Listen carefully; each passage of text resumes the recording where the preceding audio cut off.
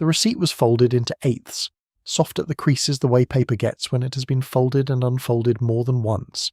and I almost threw it away without looking at it twice.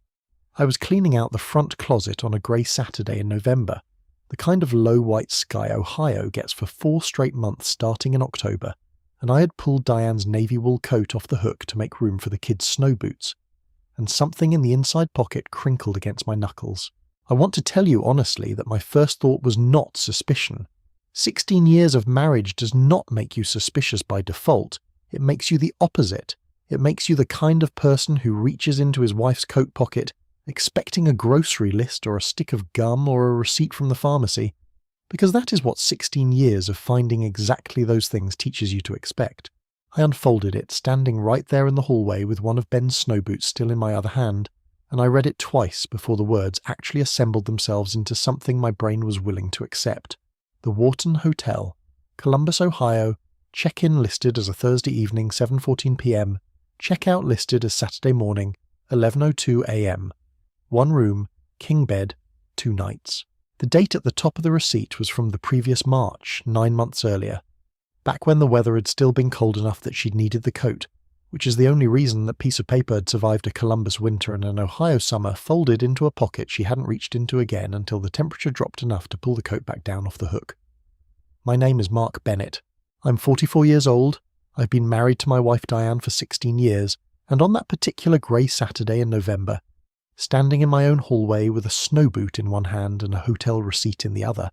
I began the process of understanding that a Thursday to Saturday hotel stay is not what a woman books when she has a business dinner running late on a Friday. I want to walk you through exactly what I did next, because I did not do what most men do. I did not shout. I did not confront her that night, or that week, or even that month. What I did instead took 6 weeks, and it is, I believe, the reason I am able to tell you this story now with every fact in its proper place, instead of the scattered, half-remembered version I might have told you if I had let my first instinct win. But before I tell you about the 6 weeks, I need to tell you about the 2 years that came before them, because none of what I found made sense to me in isolation. It only made sense once I understood the pattern it belonged to, and the pattern had been sitting in plain sight in our house for a very long time, disguised as something so ordinary that I had stopped seeing it as anything worth examining at all. For roughly 2 years my wife had been telling me, every single Friday, some version of the same sentence. There's a regional closeout tonight, it's going to run long, don't wait up. Diane worked as the Director of Regional Operations for Meridian Health Partners, a physical therapy and rehabilitation clinic network with locations across 3 counties, and her job, as she explained it to me the way you explain your job to a spouse who nods and trusts you and doesn't ask a second round of questions, involved a rotating schedule of site visits, vendor meetings, and monthly reporting sessions with regional managers that sometimes ran into the evening. Fridays were, by her account, the day the numbers came together, the day vendors wanted final sign-off before the weekend, the day her regional managers needed her most. I want to be very clear about something, because I've turned this over in my mind more times than I can count in the last year. I did not think this was strange. I did not think it was strange for a full 2 years. Diane is smart and organised and ambitious in a quiet, competent way that I had always admired rather than resented. And the story she told about her Fridays fits seamlessly into the story I already had of who she was. A woman who worked hard. A woman whose job asked more of her than a 9 to 5, and who rose to meet it without complaint. The same way she'd risen to meet every other demand of the 16 years we'd built together. We have 2 kids. Sophie is 14, a freshman this year, a distance runner with the specific, quiet toughness that distance running seems to produce in kids, the kind of toughness that doesn't announce itself. It just shows up at 6 in the morning in the cold to run 4 miles before school because the season demands it. Ben is 11, in 6th grade, and for the last 3 years his entire personality has been organised around Legos and robotics club, and a genuine encyclopedic knowledge of how gears and pulleys work that neither Diane nor I can explain the origin of, since neither of us are especially mechanical people. We live on Larkspur Lane, in a house we bought 12 years ago when Sophie was 2, and Ben wasn't born yet. A house with a kitchen we've slowly renovated 1 paycheck at a time, and a backyard with a swing set that Ben has technically outgrown, but that nobody has had the heart to take down yet. I tell you all of this because I want you to understand, what was actually at stake in that hallway on that grey Saturday, holding a folded receipt. It was never just a piece of paper. It was every Friday night dinner I'd eaten alone with the kids while telling them Mum's working hard for us. It was every time I'd told my own mother, when she asked, that Diane was doing great, so busy, but doing great. It was 16 years of a story I'd believed completely, cracking open in my hand in the space of about 4 seconds. I work as a project manager for a civil engineering firm that handles infrastructure contracts across the county: bridges, road resurfacing, water system upgrades, the unglamorous work that keeps a place running without anyone noticing it's being done right.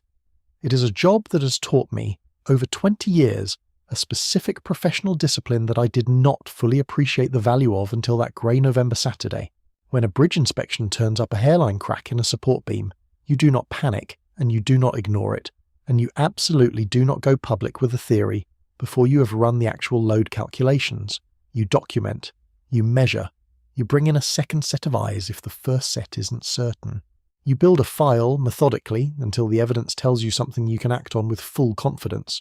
Because acting on a hunch with a bridge gets people killed, and acting on a hunch with a 16-year marriage,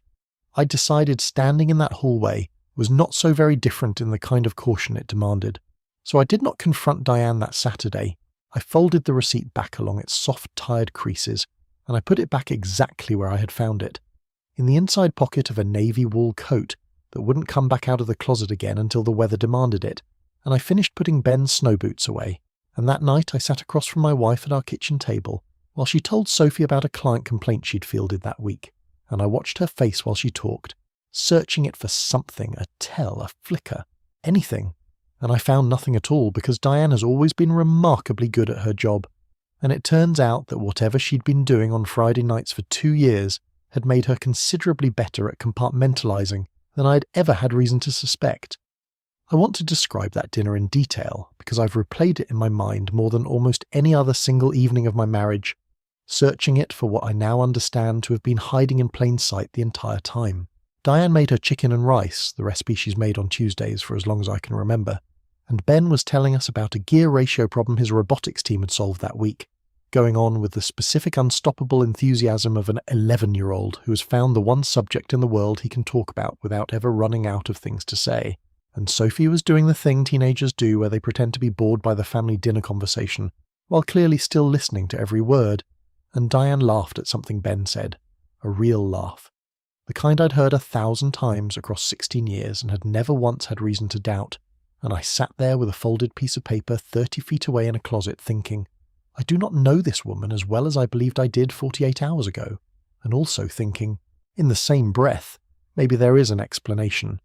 Maybe it was a work conference. Maybe the network was doing some kind of 2-day training in Columbus that I'd simply forgotten about, or that she'd mentioned in passing months ago, and I hadn't registered as significant.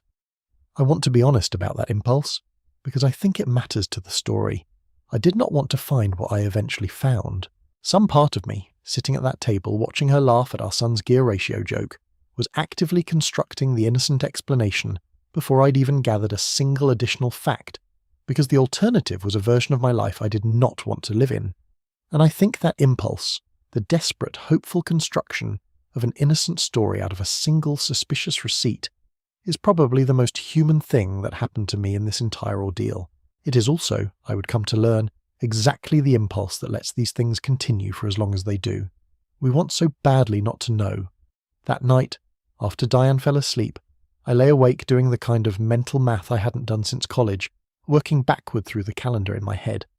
When was the last time she'd told me a Friday was going to run late? 3 days ago, an ordinary Friday, no different from any other, she'd texted around 6 that the vendor meeting had gone long, and she'd grabbed something on the way home, and she'd walked in around 9 tired, a little short with Sophie about homework, and gone straight to bed. Nothing about that Friday had struck me as different from probably 80 other Fridays over the preceding 2 years, and that was, I realised, lying there in the dark next to a woman I was no longer sure I fully knew, exactly the problem. I could not tell the difference between an ordinary Friday and whatever a Friday actually was, because I had never once had a reason to look closely enough to learn the difference. I got up before dawn the next morning, before Diane or the kids were awake, and I sat at the kitchen table with a legal pad, the same kind I use for project notes at work, and I wrote down every single Friday I could reconstruct from memory over the past several months, what she'd told me, what time she'd come home, whether she'd seemed different in any way I could recall. It was a shorter list than I expected, because memory is a strange, unreliable tool when you're trying to use it forensically instead of just living your life. But even that short, imperfect list told me something. The pattern was remarkably consistent. Friday evenings, running late, home sometimes that same night around 8 or 9. Sometimes, though I had genuinely not tracked this carefully before that morning, not coming home at all, staying over in Columbus because, in her words, it doesn't make sense to drive 50 minutes back at 11 at night when I have to turn around and drive right back in for the Saturday morning regional call. I remembered that explanation. I remembered accepting it more than once, without a second thought, because it was a reasonable thing for a director of regional operations to say, and because I trusted her, and because 16 years of trust does not evaporate over a single receipt, it erodes slowly, fact by fact, if it erodes at all. By the time the kids came downstairs that Sunday morning, I had a legal pad with 11 months of reconstructed Fridays on it, a pattern that showed, conservatively, at least once a month and sometimes twice a month, an overnight stay in Columbus that I had never questioned, and one receipt from a hotel dated the previous March showing a 2-night stay that had never once been described to me as an overnight stay at all. I remember Ben asking me why I was up so early on a Sunday, and I told him I had some work stuff to think through, which was, in its own way, the first lie I told in this entire story, though it would be far from the last thing I would choose not to say out loud before I was ready. I made a decision that morning, sitting at that table with my legal pad and my cooling coffee, watching my son pour cereal, and my daughter scroll through something on her phone with the specific slouched posture of a teenager who has not yet decided whether today is going to be a good day or not. And the decision was this. I was not going to ask Diane a single question until I understood, completely, and with evidence I could stand behind, exactly what I was dealing with. Not because I wanted to trap her, though I understand now why that's how it might sound. Because I have spent 20 years in a profession that has taught me in the clearest possible terms what happens when you act on an assumption instead of a verified fact. And because some quiet, cold part of me, a part I did not entirely recognize in myself that Sunday morning, understood that whatever I was about to learn was going to reshape the rest of my life. And I was not going to let it reshape my life based on an incomplete picture. I want to tell you now about the 6 weeks that followed, because I think they are the part of this story most people skip when they imagine what they would do in my position. Everyone imagines the confrontation. Almost no one imagines the part where you sit across from your own wife at dinner for 6 consecutive weeks, night after night, watching her tell you about her day in the same warm, familiar voice she's used for 16 years, while a separate, colder part of your mind is quietly building a file that will eventually end that voice's credibility forever. I do not say that to sound cruel. I say it because it was, without question, the hardest and loneliest 6 weeks of my adult life. Harder in their own specific way than the day I actually confronted her, because during the confrontation, at least, I was finally allowed to say something out loud. The first thing I did, that same Sunday afternoon while Diane took the kids to Sophie's cross-country banquet, an event I'd begged off of using a headache as an excuse, the second lie of what would become a very long list, was open my laptop and start looking at things I'd never once thought to look at in 16 years of marriage. Our joint bank account. Not because I expected to find anything damning there specifically, but because a project manager's instinct, when he finds one anomaly, is to check every adjacent system for more, and a joint checking account is about as adjacent a system to a hotel receipt as I could think to check. I want to tell you that I found nothing dramatic that first afternoon, because we mostly used separate cards for our separate discretionary spending. Hers a Meridian corporate card for anything work-related, mine tied to my firm's reimbursement system, and our joint account mostly handled the mortgage, the utilities, the grocery run. But I did find 2 things that afternoon that made the back of my neck go cold in a way the receipt alone had not quite managed. 2 charges, 5 months apart, both on a Friday, both from something called Wharton HTL Colosso, both for amounts too small to be a full 2-night stay, more like an incidental charge, a room service order, or a minibar run, the kind of charge that gets added to a hotel folio after the main room charge has already gone through on a different card. I stared at those 2 lines for a long time. $91 in April, $64 in September. Small enough that I understood immediately why I'd never noticed them before, buried as they were among grocery runs and gas station charges and Ben's orthodontist copay, small enough that they'd clearly been meant to be small, an oversight rather than a message, the kind of mistake a person makes when they've paid for something so many times a particular way that they occasionally, absent-mindedly, grab the wrong card out of a wallet with a dozen cards in it. I did not say anything to Diane that Sunday night, or the Monday after, or the Tuesday after that. Instead, over the following 2 weeks, in the hour or so after she went to bed most nights, since she's always gone to sleep earlier than I do, a fact of our marriage that had never mattered until it became the exact window I needed, I built what I came to think of in the language of my own profession as a load survey. I pulled 26 months of joint account statements, going back further than I initially thought I'd need to, because once I found the pattern, I wanted to know precisely when it had started. I built a spreadsheet, the same kind of spreadsheet I build for a bridge inspection report, dates down one column, her stated explanation in the next, whatever hard evidence I could find in a third, and slowly, methodically, over those 2 weeks, a picture assembled itself that was worse, in its precision and its duration, than the single receipt had suggested on its own. The pattern, once I had enough data points to call it a pattern instead of a coincidence, began just over 2 years earlier, in October, roughly 4 months after Meridian Health Partners had signed a new vendor contract with a consulting firm called Vance Strategic Partners, a detail I only knew at all because Diane had mentioned it in passing, months earlier, as part of an ordinary dinner conversation about work, the kind of detail a spouse mentions and the other spouse half listens to and then forgets, except that I hadn't entirely forgotten it. It had simply been filed away somewhere until it suddenly mattered. Vance Strategic Partners, according to Diane's own account at the time, had been brought in to help Meridian streamline scheduling and billing across its clinic locations, a process that had, again according to Diane, required an unusual amount of her direct involvement because regional operations sat at the intersection of everything the consultants were trying to fix. I remembered her saying once, early on, that the lead consultant on the account, a man named Curtis, was sharp, genuinely good at the technical side of the work, and a little exhausting in meetings because he liked to hear himself talk. I remembered this because it had struck me at the time as a completely unremarkable thing for a wife to say about a colleague,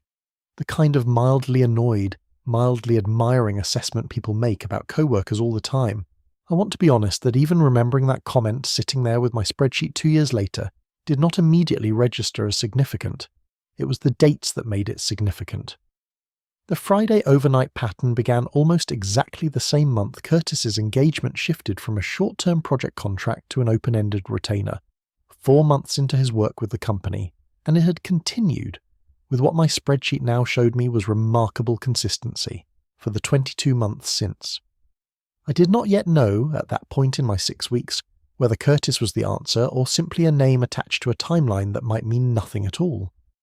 I want to stress that, because I think it's important to understanding how carefully I tried to move through this, even while every instinct in my body was telling me I already knew. A civil engineer does not conclude a beam has failed because the timeline of its installation correlates with a later crack. He tests the beam. And so, in the 4th week of what I was now privately calling my investigation, though I hadn't yet used that word out loud to anyone, I made a decision that I know, looking back, was the first time I brought someone else into what had until then been an entirely solitary process. I called a man named Ray Doyle. Ray Doyle ran a small private investigation practice out of a strip mall office in Columbus, wedged between a tax preparation storefront and a shop that repaired vacuum cleaners, the kind of unglamorous practical business address that told me more about his professionalism than any website could have. I found him the way anyone finds anyone these days. A search, a handful of reviews, a phone call where I said less than I thought I would, and he asked more precise questions than I expected. He had spent 18 years as a police detective in Franklin County before retiring and going private, and the first thing he told me, sitting across from me in an office that smelled faintly of burnt coffee and printer toner, was something that has stayed with me since. He said, "Mr. Bennett, most men who sit in that chair already know the answer before they hire me. What they're actually paying for isn't information. It's a version of the truth that will hold up when someone else tries to argue with it later. A lawyer, a judge, a mother-in-law, their own conscience at 3 a.m. I want you to think hard about whether you want that, because once I start, I don't stop halfway through out of kindness. I told him I wanted it. I told him about the receipt, about the 2 small hotel charges 5 months apart, about the 2-year pattern of Friday nights, about a consultant named Curtis, whose company had started working with Meridian Health Partners around the same time the pattern began. Ray wrote almost none of this down, which unsettled me until he explained that he preferred to listen first and build his own file, rather than work backward from a spouse's suspicions, because spouses, in his experience, are excellent at noticing patterns and terrible at correctly identifying causes, and he did not want his investigation contaminated by my theory before he'd verified a single fact independently. He asked for 3 things before he'd take the case: a recent photograph of Diane, a description of her car and the license plate which I gave him, a silver Honda Pilot we'd bought 2 years earlier, the timing of which I only registered as possibly significant days later, lying awake at 2 a.m. doing the math again, and her typical Friday schedule, as best I understood it, the time she usually left the house where she claimed to be going, when she typically said she'd be back. I gave him all of it, and I remember driving home from that first meeting with a strange, hollow calm settling over me, the specific calm of a man who has just handed a problem to someone more qualified to solve it than he is, mixed with a dread that has no equivalent feeling I can compare it to, because I understood, driving home on Route 33 past the same gas station and the same billboard for a personal injury lawyer I'd passed 1,000 times before, that whatever Ray Doyle found was going to be true in a way that a folded receipt in a coat pocket, however damning, had still allowed me to hold at arm's length as a mystery rather than a verdict. Ray's first report came back after 2 Fridays of surveillance, and I want to describe reading it because I don't think anything prepares you for encountering your own marriage, described in the flat procedural language of a professional surveillance log. Subject departed 1440 Larkspur Lane at 1712 hours. Subject drove directly to Meridian Health Partners Regional Office, arrived 1739 hours, consistent with stated work location. Subject departed Regional Office 1858 hours. Subject drove to the Wharton Hotel, 14 to 20 East Broad Street, Columbus, arrived 1946 hours. Subject parked in hotel garage. At 1958 hours, a silver BMW sedan, Ohio plate registered to Curtis J. Vance of Dublin, Ohio, entered the same garage and parked 2 rows from subject's vehicle. Subject and identified male entered hotel lobby together at 2004 hours, proceeded to elevator bank, did not exit investigator's line of sight before elevator doors closed. Subject's vehicle remained in garage through end of surveillance period, or 130 hours. I read that paragraph more times than I could count, standing in the garage of my own house at 11 at night, because I had told Diane I needed to grab something out of the car and I did not trust my own face to walk back inside immediately afterward.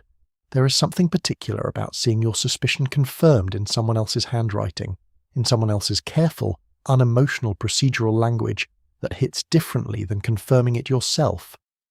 I had believed by that point, 4 weeks into my own investigation, that I was already prepared for exactly this outcome. I was not prepared for it. I stood in that cold garage with Ray's report in my hands and I cried, quietly, for the first time since this whole thing started. Not loudly, not for long, just enough that I had to wait a few minutes before my face would pass for normal, before I could walk back into a house where my son was building something out of Legos at the kitchen table, and my daughter was doing homework upstairs, and my wife was watching something on her laptop in the living room, entirely unaware that a stranger's typed paragraph had just turned the worst thing I'd suspected into the first thing I now knew to be true. Ray's second report from the following Friday confirmed the pattern, rather than adding anything new. The same hotel, the same timing, the same BMW arriving within minutes of Diane's Pilot,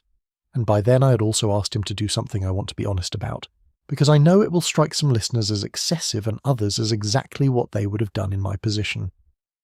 Our family car, the Pilot Diane drove, was registered in my name for insurance reasons, a detail of our finances that had never mattered to either of us until it became legally significant. Ray explained that a GPS tracking device placed on a vehicle you own for the purpose of investigating suspected infidelity occupies a genuine legal grey area that varies by circumstance, and he walked me through, carefully, what was and wasn't defensible, and in the end I made the decision, with his guidance, to rely primarily on direct visual surveillance and documentary evidence, rather than anything that could later be characterized as illegal tracking, because I did not want whatever came next, whatever legal process this eventually became,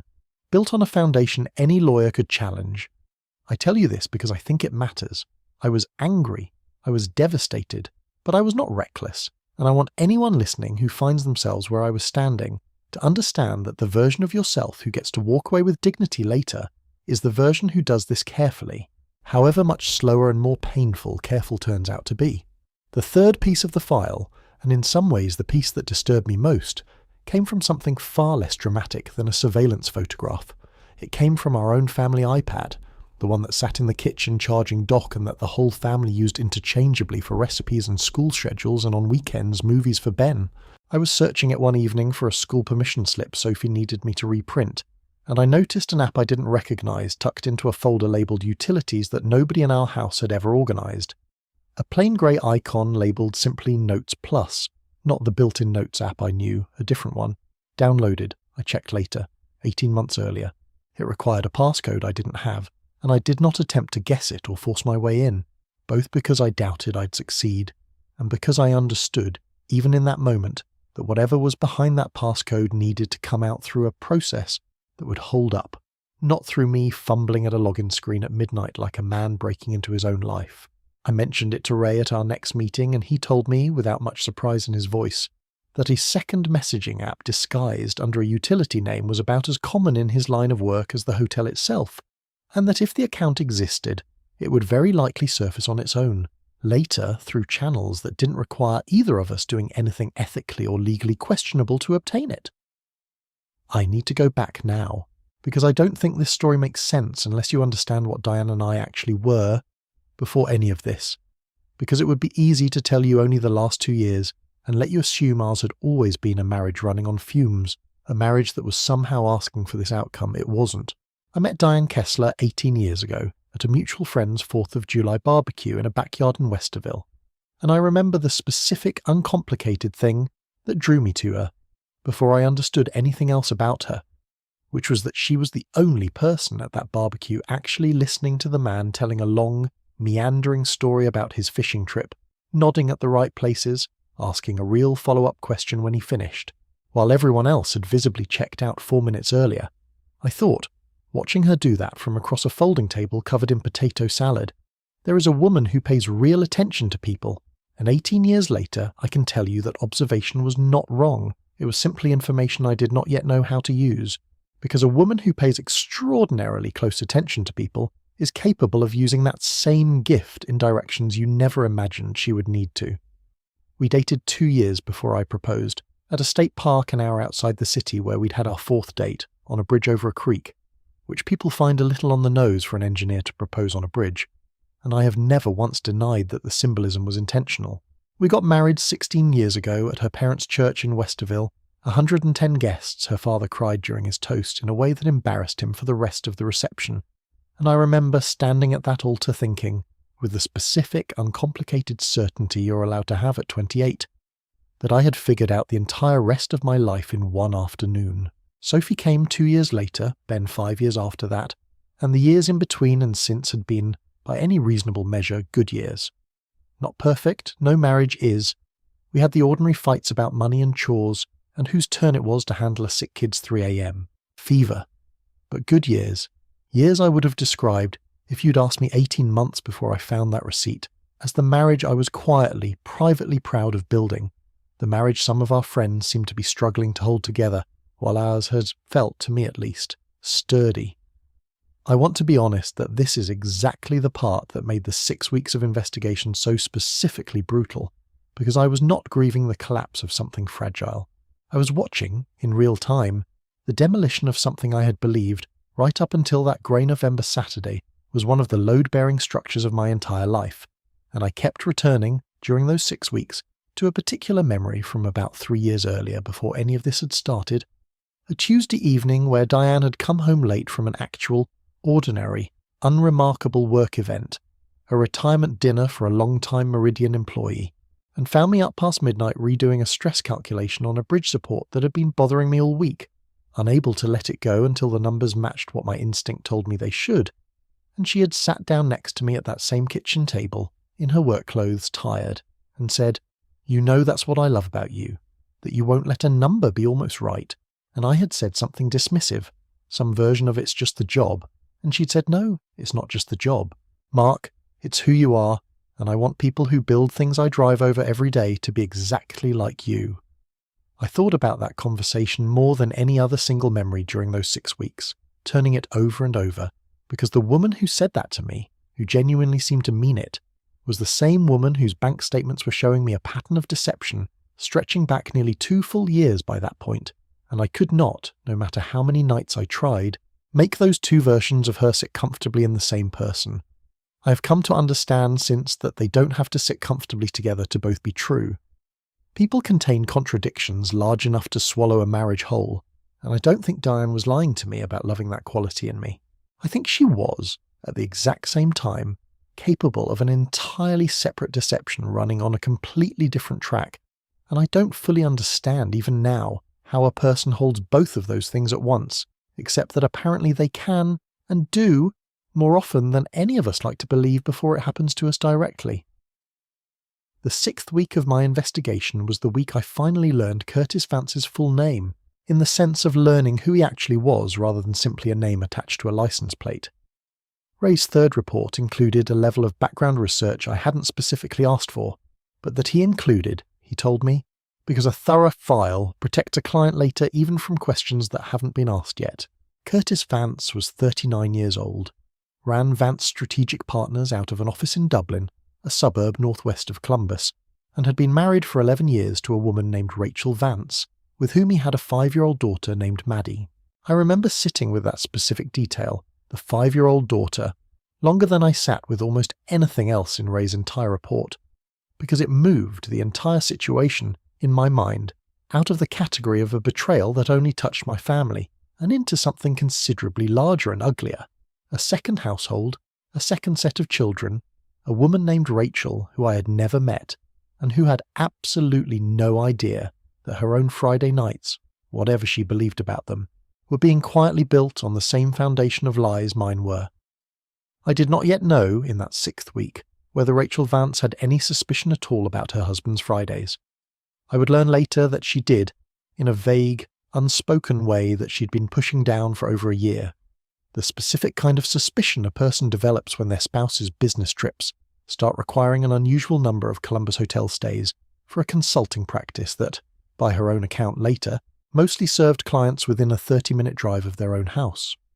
But in that 6th week, all I had was a name, an address in Dublin, and Ray's flat, careful assessment that the pattern he'd documented across 6 weeks of surveillance was, in his professional opinion, built on 18 years as a detective and 11 more as a private investigator, about as unambiguous a case as he'd seen in a long time, and that whatever I decided to do with it, I now had a file that would hold up against denial, against gaslighting, against any lawyer Diane might eventually hire who tried to argue the evidence was circumstantial. I made the decision, in that 6th week, to stop the investigation and start preparing for what came next, and the thing that finally tipped me from documentation into action was not a new piece of evidence at all. It was a Tuesday night dinner, ordinary in every way, where Diane mentioned, in passing, while helping Ben with a math worksheet, that she had a regional closeout coming up that Friday and might need to stay over in Columbus again, and asked, with what I can only describe now as genuine, unforced warmth in her voice, whether I'd be okay handling Sophie's cross-country banquet by myself if it ran late. I said, of course, honey, don't worry about it, in the same voice I'd used 100 times before, and I watched her nod and go back to explaining long division to our son, and I understood sitting there that I had reached the absolute limit of what I could continue to absorb without saying something.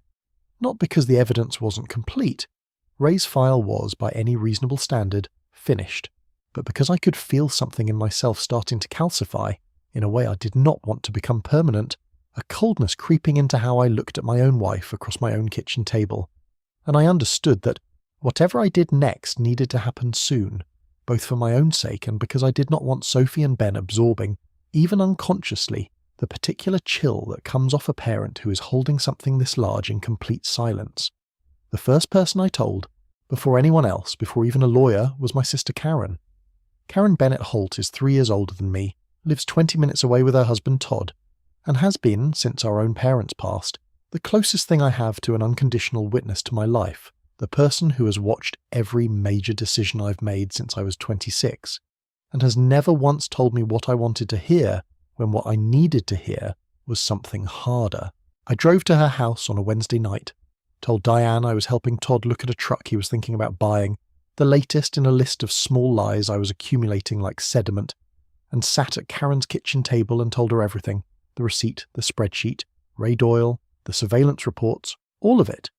in a voice that stayed remarkably level right up until I got to the part about Curtis Vance's 5-year-old daughter, at which point something in my chest finally gave way, and I put my head down on my sister's kitchen table and cried in a way I had not let myself do even in that cold garage weeks earlier. Karen did not say any of the things I was afraid she might say. She did not say "I told you so" because she had never told me so. She'd always liked Diane. Genuinely. The two of them had their own friendship separate from mine, camping trips, a book club they'd both dropped out of at the same time for the same reasons.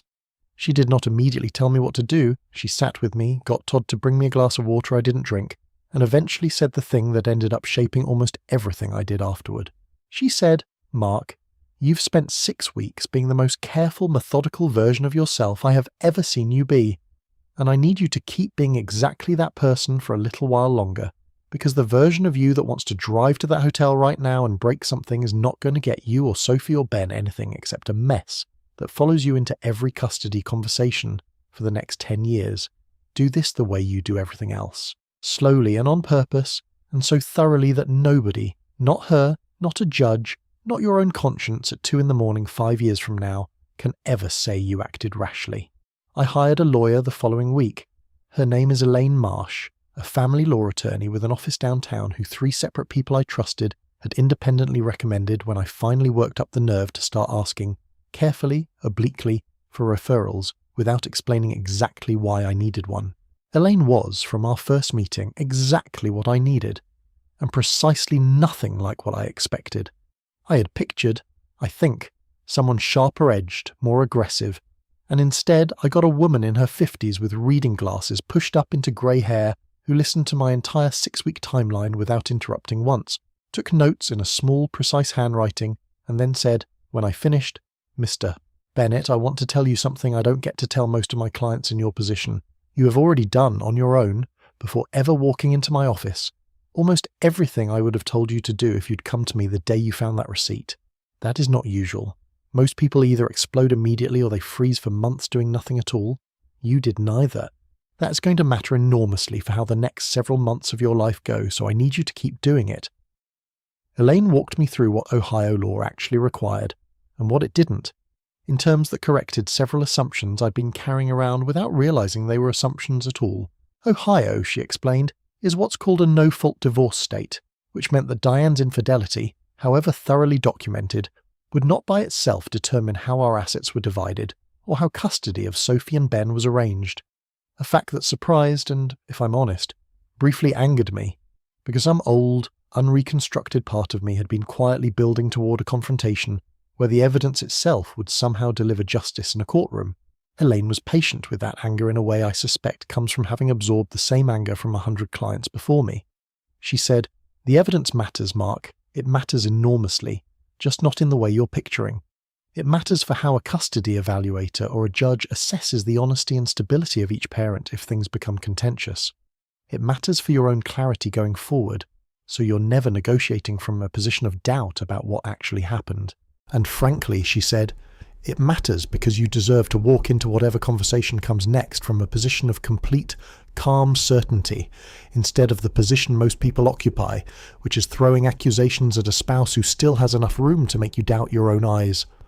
I want to describe the plan Elaine and I built together over the following 2 weeks, because I think it explains something important about who I decided to be in this story, which was not a man seeking the most dramatic possible confrontation, but a man trying to protect 2 specific children from as much collateral damage as this situation could be made to produce.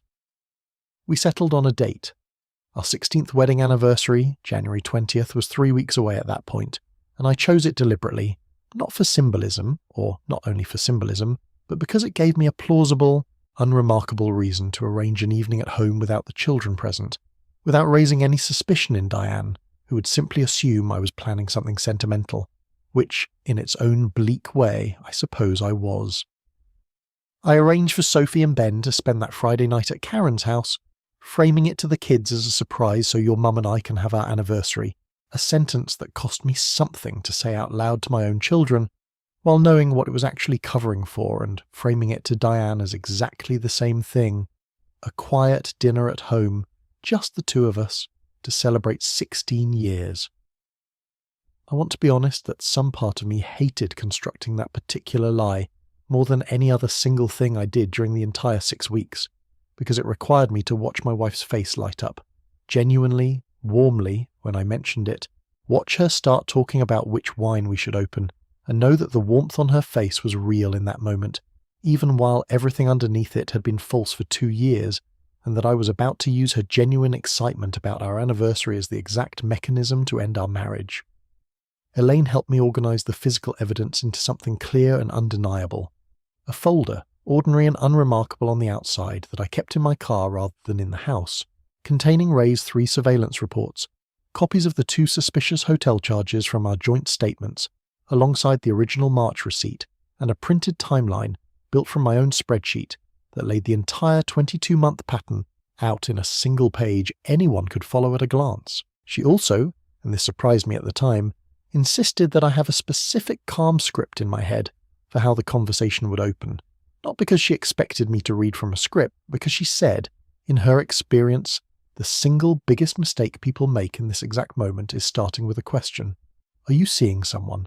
Because a question invites a denial, and a denial, once spoken out loud, becomes something the other person has to walk back later, which makes everything harder and longer and uglier than it needs to be. Start with a statement, she told me. Tell her what you know, then show her the proof before she's had time to build her denial.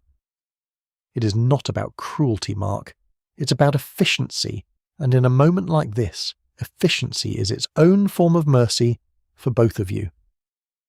January 20th arrived on a Tuesday that year, cold and clear. The specific brittle blue sky cold Ohio gets in the dead middle of winter when there's no cloud cover left to hold any warmth against the ground.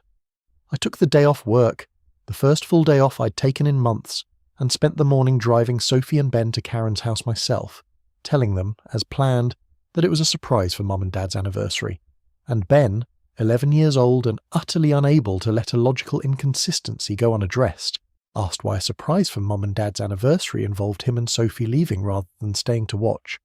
and I told him that grown-ups sometimes like an evening to themselves, which is technically true in every sense except the one that mattered, and he accepted it with the particular shrug of an 11-year-old who has decided a question isn't worth the follow-up. Sophie, 14 and considerably more attuned to emotional undercurrents than her brother, looked at me for a beat longer than Ben had in the driveway, before getting out of the car and said, "You okay, Dad? You seem kind of quiet today," and I told her I was just tired,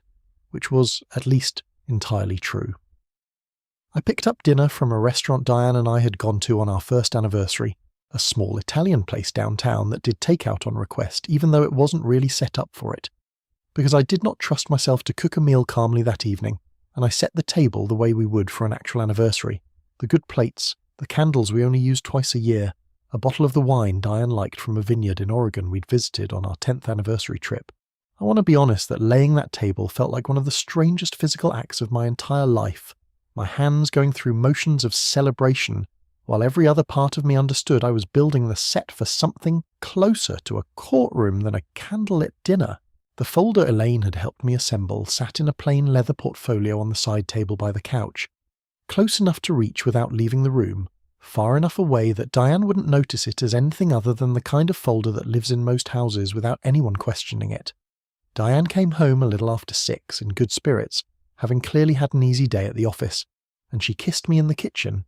genuinely happy, said something about how good the table looked, asked if I needed help with anything, and I told her everything was handled, sit down, relax, and I watched her do exactly that, settling into her chair with the specific loose-shouldered relief of a person who believes the hardest part of her day is already behind her. We ate for a while in ordinary conversation. She told me about a scheduling issue at one of the Meridian clinics. I told her about a bridge inspection that had gone smoothly that week, and I want to describe honestly how surreal it is to hold a completely normal conversation with someone while a folder 8 feet away contains a private investigator's documentation of her infidelity, because there is a particular vertiginous quality to performing normalcy that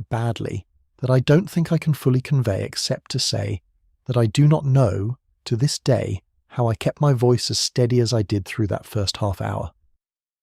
When the plates were mostly empty and she'd poured us both a second glass of wine, I said,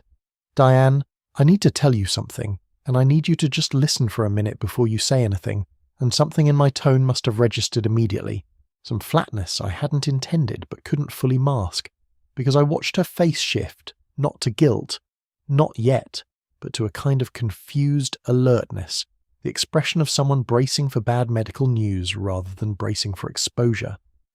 I said, in as level a voice as I could manage, the exact opening Elaine and I had practiced.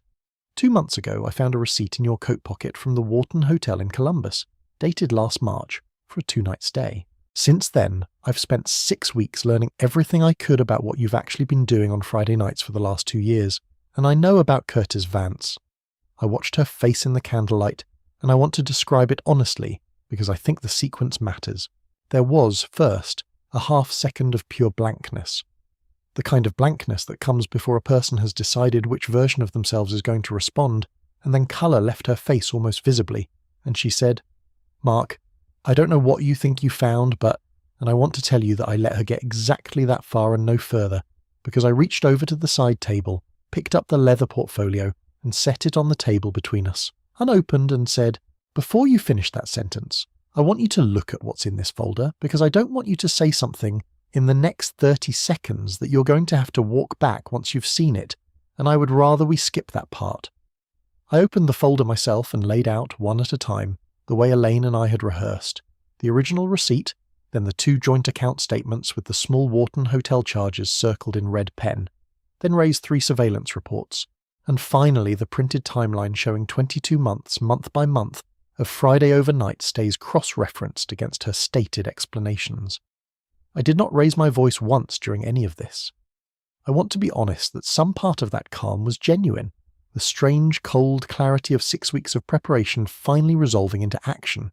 and some part of it was the most effortful performance of my entire life, a controlled stillness I was holding on to with both hands because I understood, with total certainty, that if I let it crack even slightly, everything that followed would become about my anger instead of about her truth, and I needed, for reasons that had everything to do with Sophie and Ben and almost nothing to do with Diane, for this conversation to be about her truth. She was quiet for a long time, looking at the papers, and I watched several things move across her face in succession, denial forming and then visibly collapsing under its own weight as she reached each new document, until she got to the timeline, the single page that laid 22 months out in a grid she could not argue with, because it was simply her own life reflected back in her own household's financial records, and something in her seemed to fold inward, and she put both hands over her face and said through her fingers, in a voice that had lost every trace of the confident regional director I'd watched run meetings and manage crises for years, "Oh God, Mark, oh God, how long have you known?" I told her. 6 weeks. I told her about the coat, about the closet, about the spreadsheet, about Ray Doyle, about the decision I'd made in that hallway in November not to say anything until I understood the whole shape of it. She was crying by then, not performing tears. I want to be fair in saying that. Whatever else was true, the crying itself seemed real, and she said, "I need you to know it started at a conference in Cincinnati 22 months ago, and it was never supposed to be more than once, and I have hated myself every single Friday since." And I said, "Diane,"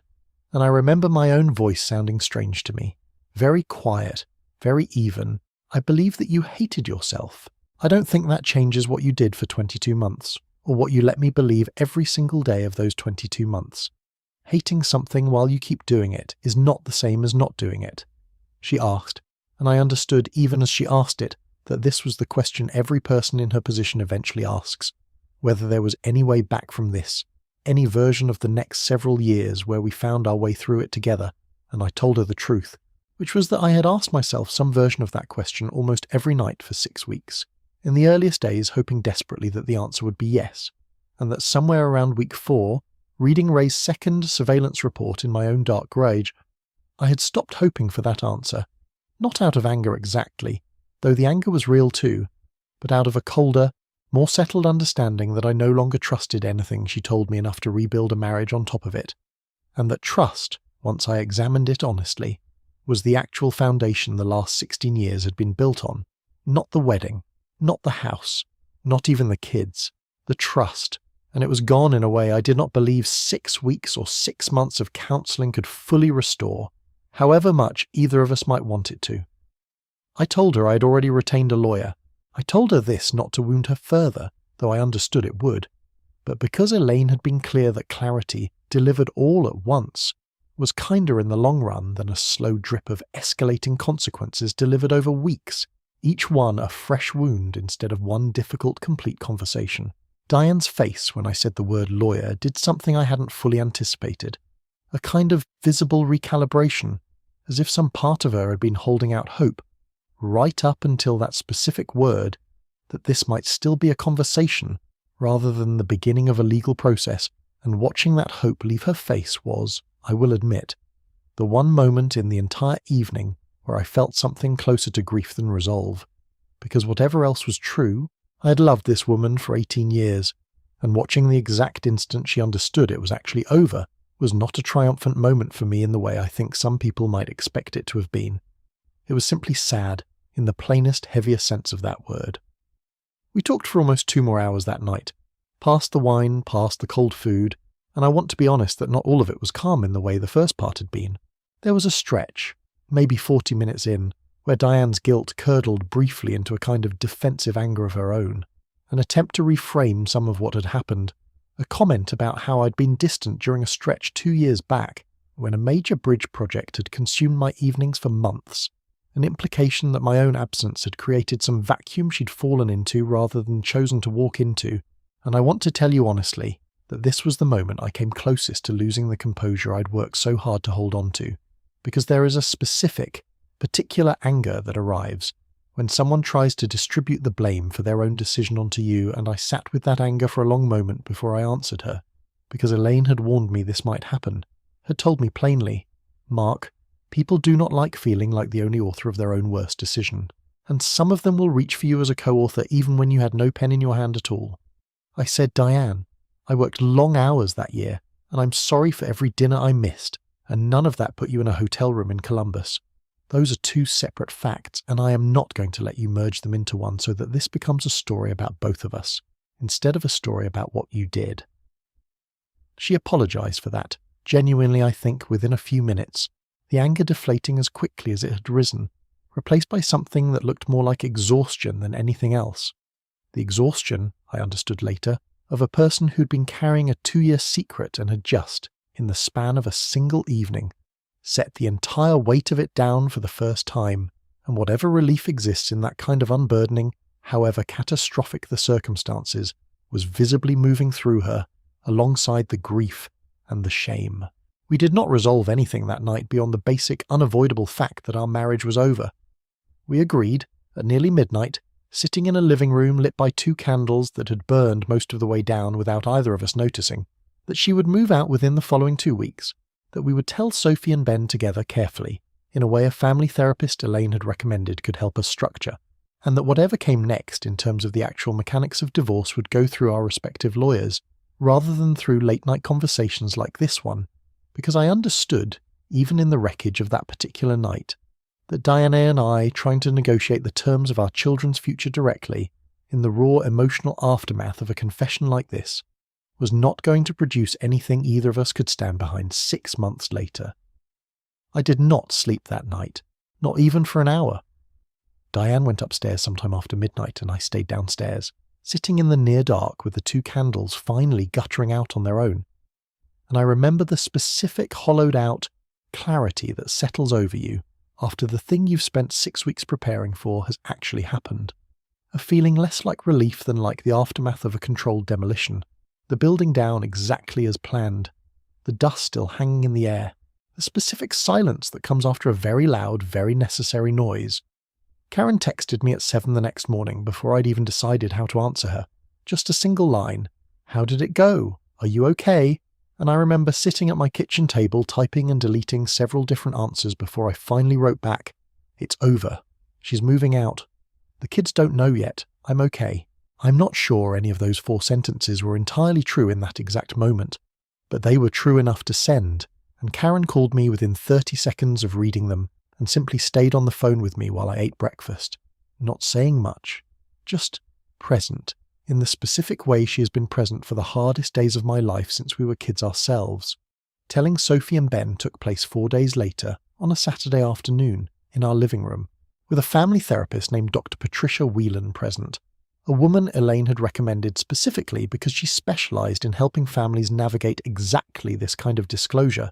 and I want to describe that afternoon carefully, because it was, without any real competition, the hardest 2 hours of my entire life, harder than the confrontation with Diane, harder than the 6 weeks of investigation that preceded it, because whatever pain Diane and I inflicted on each other that January night, we had both, at least, chosen the paths that led us there. Sophie and Ben had chosen nothing. They walked into that living room expecting, as far as either of us could tell, some ordinary family meeting about a schedule change or a move, and they left it 2 hours later, understanding that their parents were getting divorced and that their mother had done something that had broken their father's trust in a way neither of us fully explained in detail, because Dr. Whelan had been clear beforehand that the specific mechanics of infidelity are not information children need or benefit from carrying, only the plain fact that trust had been broken in the marriage and that both parents loved them exactly as much as they always had and always would. Ben cried first, and harder, in the specific unguarded way an 11-year-old cries before the world has fully taught him to perform composure, and he asked more than once whether this was because of something he'd done, a question doctor Whelan had warned us was almost universal among children his age, and that we needed to answer directly and repeatedly rather than assuming one answer would be enough to fully land. Sophie, 14, cried less visibly, but asked harder questions, sharper questions, the specific interrogative instinct of a teenager who senses that the story she's being given is incomplete and wants the missing pieces even while some part of her clearly does not actually want to know them. She asked her mother directly, "At one point, did you cheat on Dad?" in a voice that had gone flat and adult in a way that broke something in me to hear from my own 14-year-old, and Diane, to her credit in that specific moment, did not lie to her, said, "Yes, I did, and I'm sorry, and I understand if you're angry at me." And Sophie had looked at her for a long moment and said only, "I need some time," and gotten up and gone to her room, and did not come down for the rest of that day, though she let me bring her dinner on a tray that night, and sat with me while I did, not talking much, just present. The same quiet Bennett family instinct towards showing up that Karen had shown up with for me. The following weeks moved with a strange, jagged rhythm,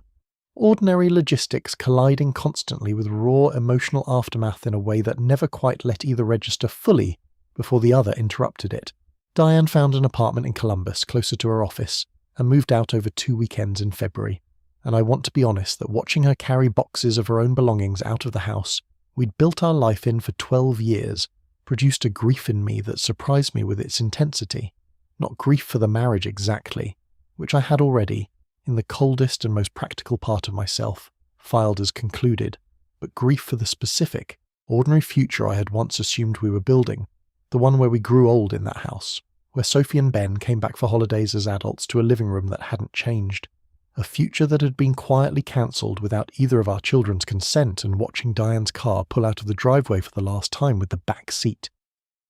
Full of boxes was the moment that grief finally arrived in full, standing in the driveway in the cold, watching tail lights I had watched leave for 1,000 ordinary Friday nights disappear down Larkspur Lane for what felt, for the first time, like an actual permanent departure rather than a temporary one.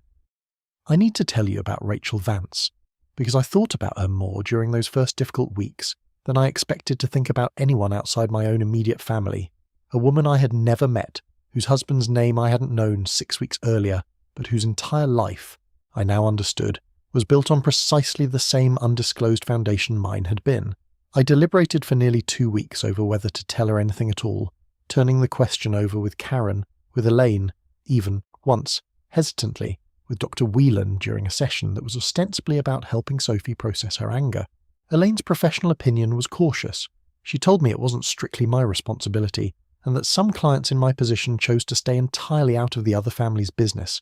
that there was no obligation attached to what I'd learned about Curtis Vance beyond my own conscience. But my own conscience, when I actually sat with it, kept arriving at the same place,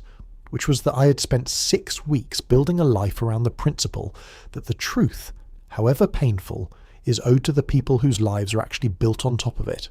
And I did not see a way to hold that principle for myself and Diane while withholding it entirely from a woman named Rachel, who I imagined, more than once, standing in her own kitchen someday, finding her own version of a folded receipt.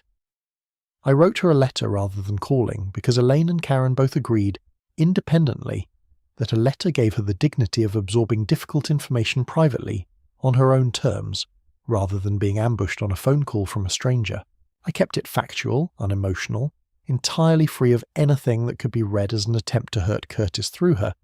because that was never my intention, and I wanted the letter itself to make that clear. I told her my name, told her that my wife and her husband had been involved in an affair for approximately 22 months, gave her the general shape of the evidence without including anything explicit or gratuitous, the hotel, the pattern, the dates, and told her, in the letter's final lines, that I was not writing to cause her pain, but because I believed, having just lived through the alternative myself, that she deserved to make her own decisions about her own marriage with complete information rather than partial information, and that whatever she chose to do with what I'd told her was entirely her own business from that point forward. I learned later, through channels I won't describe in detail because they aren't fully mine to share, that Rachel had suspected something for over a year in the same vague, unspecific way I eventually learned to name specifically, and that my letter had confirmed rather than introduced the possibility into her life, which brought me a strange, complicated relief, because the version of events where my letter alone shattered an otherwise unsuspecting woman's life had genuinely troubled me in the weeks leading up to sending it. Rachel filed for divorce from Curtis less than a month after receiving my letter. I do not know the full details of what happened in the Vance household during that period, and I have made a deliberate choice not to seek them out, because I understood, once my own letter was sent, that whatever came next for Rachel and Curtis belonged entirely to them, and my role in their story, such as it was, had been to make sure the truth arrived, not to manage what happened after it did. Cedar Falls is not a large town, and I want to be honest that I had underestimated going into all of this, exactly how quickly a story like ours can move through a place where everyone's kids go to the same 3 schools, and everyone's parents run into each other at the same 2 grocery stores. I never told anyone beyond Karen and Todd, and eventually a small handful of close friends. And Diane, as far as I know, was similarly careful in the beginning. The leak, when it came, did not come from either of us.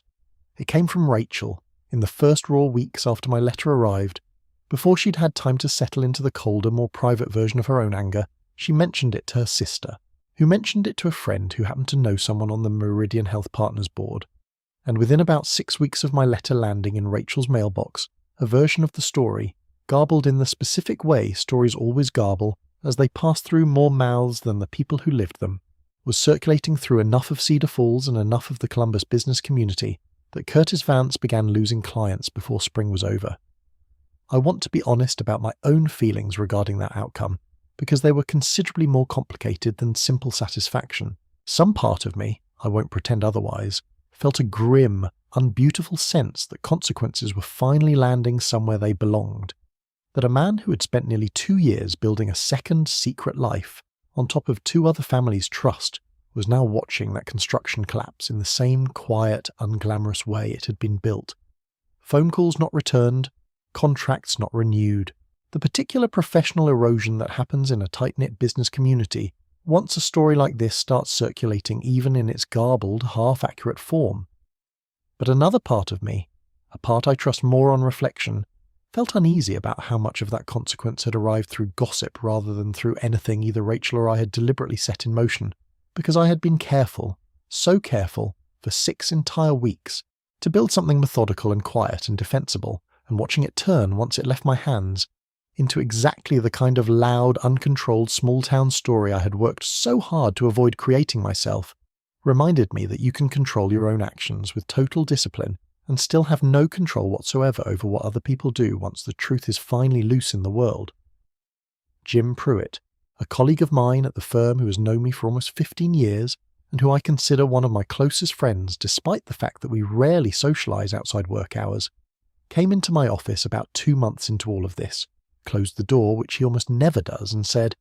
"Mark, I heard something at the Rotary breakfast this morning that I think you should know is circulating, and I want you to hear it from me rather than from someone less careful with how they say it." I appreciated that more than I could easily express at the time, the specific decency of a friend choosing to be the one who tells you hard news, rather than letting you find out sideways from a stranger's careless comment. And Jim, in the months that followed, became one of a small handful of people at my workplace who knew the actual shape of what had happened, which meant, more practically, that he ran interference for me more than once, when a client meeting or a project deadline collided badly with a week where I was struggling to function at the level my job demanded.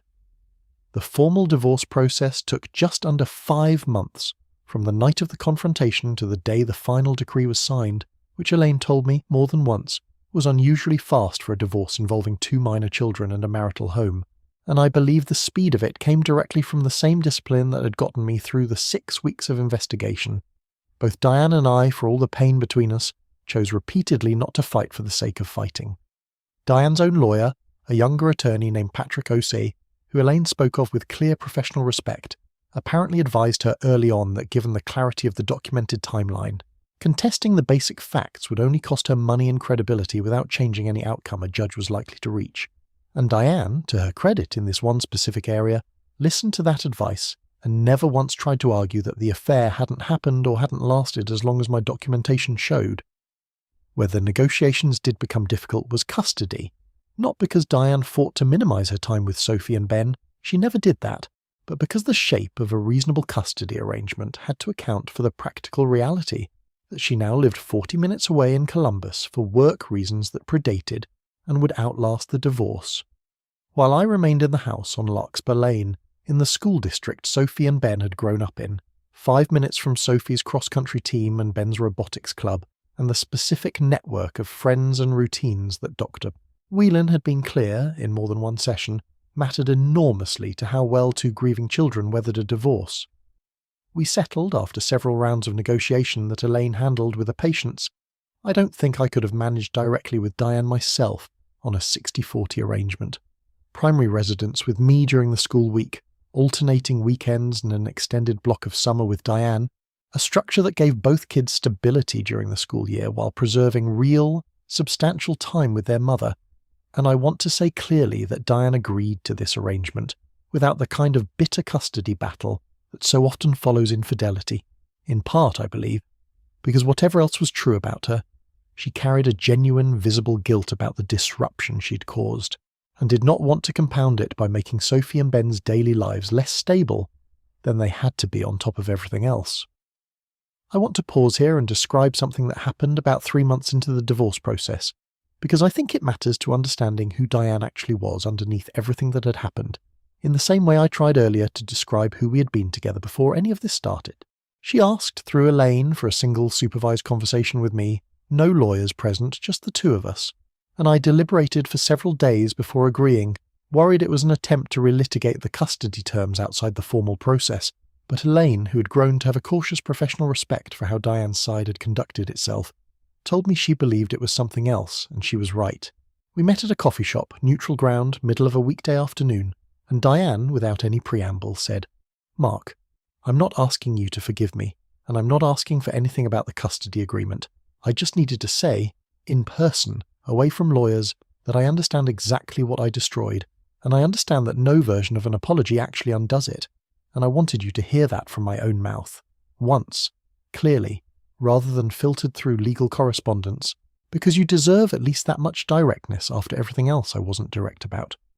I did not, in that coffee shop, offer her the forgiveness I think some part of her was hoping to hear, because I did not have it to offer yet, and I have never believed in offering something I don't actually feel simply because the moment seems to call for it. But I told her, honestly, that I appreciated the conversation, that it was more direct than almost anything else she had said to me in the entire process, and that I hoped, for the sake of Sophie and Ben if nothing else, that we could eventually build some version of a civil, functional co-parenting relationship, even if the marriage itself was something I now understood I would never fully return to trusting. And she said that was more than she felt she had any right to ask for, and we finished our coffee talking briefly and carefully about Ben's upcoming robotics competition, A strange, small return to the most ordinary kind of conversation two parents can have, and I remember driving home from that coffee shop feeling, for the first time in months, something that wasn't quite peace but was at least adjacent to it. I want to tell you honestly about Sophie and Ben during those 5 months, because I think the way children absorb a divorce caused by infidelity is different, in specific ways, from how they absorb an ordinary no-fault separation, and I don't think enough people talk plainly about that difference. Ben, true to his 11-year-old nature, processed most of his feelings sideways, through his robotics projects, building increasingly elaborate and, if I'm honest, increasingly aggressive machines, a catapult, then a small motorized cart he insisted on calling a demolition unit, that his robotics coach gently mentioned to me might be worth mentioning to Dr. Whelan, which I did, and she told me this was an entirely normal channel for a boy his age to process anger. He didn't yet have the vocabulary to speak directly, building something that broke things on purpose in a controlled, rule-bound environment, where breaking things was not only allowed, but rewarded with a ribbon at a competition. Ben asked several times over those months whether his mother still loved him, a question that broke my heart every single time because I understood it wasn't really a question about facts. Diane's love for her children was never in question in my mind, even at my angriest. It was a question about whether love itself could be trusted to survive a betrayal, a question I understood, uncomfortably, that I was asking myself in a different form at the exact same time my son was asking it in his. Sophie's anger ran colder and lasted longer, in the specific way I think teenage anger often does, less prone to the sudden eruptions Ben displayed, and more prone to a sustained controlled distance that worried me more, honestly, because it was harder to reach. She went, for almost 3 months, to a version of politeness with her mother that was worse, in its way, than open hostility would have been, answering Diane's texts in single words, attending the court-ordered visitation weekends with a kind of dutiful blankness that Diane described to me once through Elaine, with visible pain, as being treated like a hotel guest by my own daughter. It was Dr. Whelan, in a session about 4 months in, who finally got Sophie to articulate what was underneath that particular coldness, which was not really about the affair itself, or not only about the affair, but about a specific secondary betrayal Sophie had felt and hadn't had words for until that session, which was the realization that her mother's warmth toward our family, all those ordinary dinners and school pickups and bedtime conversations over the preceding 2 years, had been happening at the exact same time as the deception that the two things had coexisted in the same woman without Diane's face ever showing the seam between them. And Sophie said, in that session, the thing that stayed with me longest of anything either of my children said in the entire ordeal, if she could fake that for 2 years and I never noticed, how do I know anything she's ever told me is real? I did not have a good answer for that question when Sophie asked it, and I don't think Dr. Whelan expected me to produce one on the spot because it is, honestly, the same question I'd been asking myself since that grey November Saturday. The question underneath every other question this entire experience had forced on me. How do you ever fully trust your own read of another person again once you've learned, in the most concrete way possible, that a person you loved and believed you understood completely was capable of an entire hidden structure running underneath the visible one? What I told Sophie, in that session, and in the months that slowly followed it, was not a reassurance, because I did not believe a false reassurance would help her any more than it would have helped me. It was instead something closer to what I had arrived at myself, slowly, across those 5 months. I told her that most people are not entirely one thing, that her mother's love for her was real even while her mother was also, separately, capable of the deception that had ended our marriage, that both of those facts could be true at once even though they felt, and would probably keep feeling for a long time, impossible to hold in the same hand, and that the specific, hard work of growing up in the aftermath of something like this was learning to trust people again in a more careful, more attentive way, not never trusting again, which I did not want for either of my children, but trusting with your eyes open instead of trusting on faith the way I had, for 16 years, trusted Diane. The final decree was signed in June, 5 months after the January night in our living room, in a courthouse conference room that felt, after everything, almost anticlimactic in its plainness, folders exchanged, signatures collected, Elaine shaking my hand afterward in the hallway and telling me, with what I understood to be genuine professional warmth rather than routine courtesy, that she had handled a great many divorces in her career, and that mine had been, for all its pain, one of the more dignified processes she'd been part of,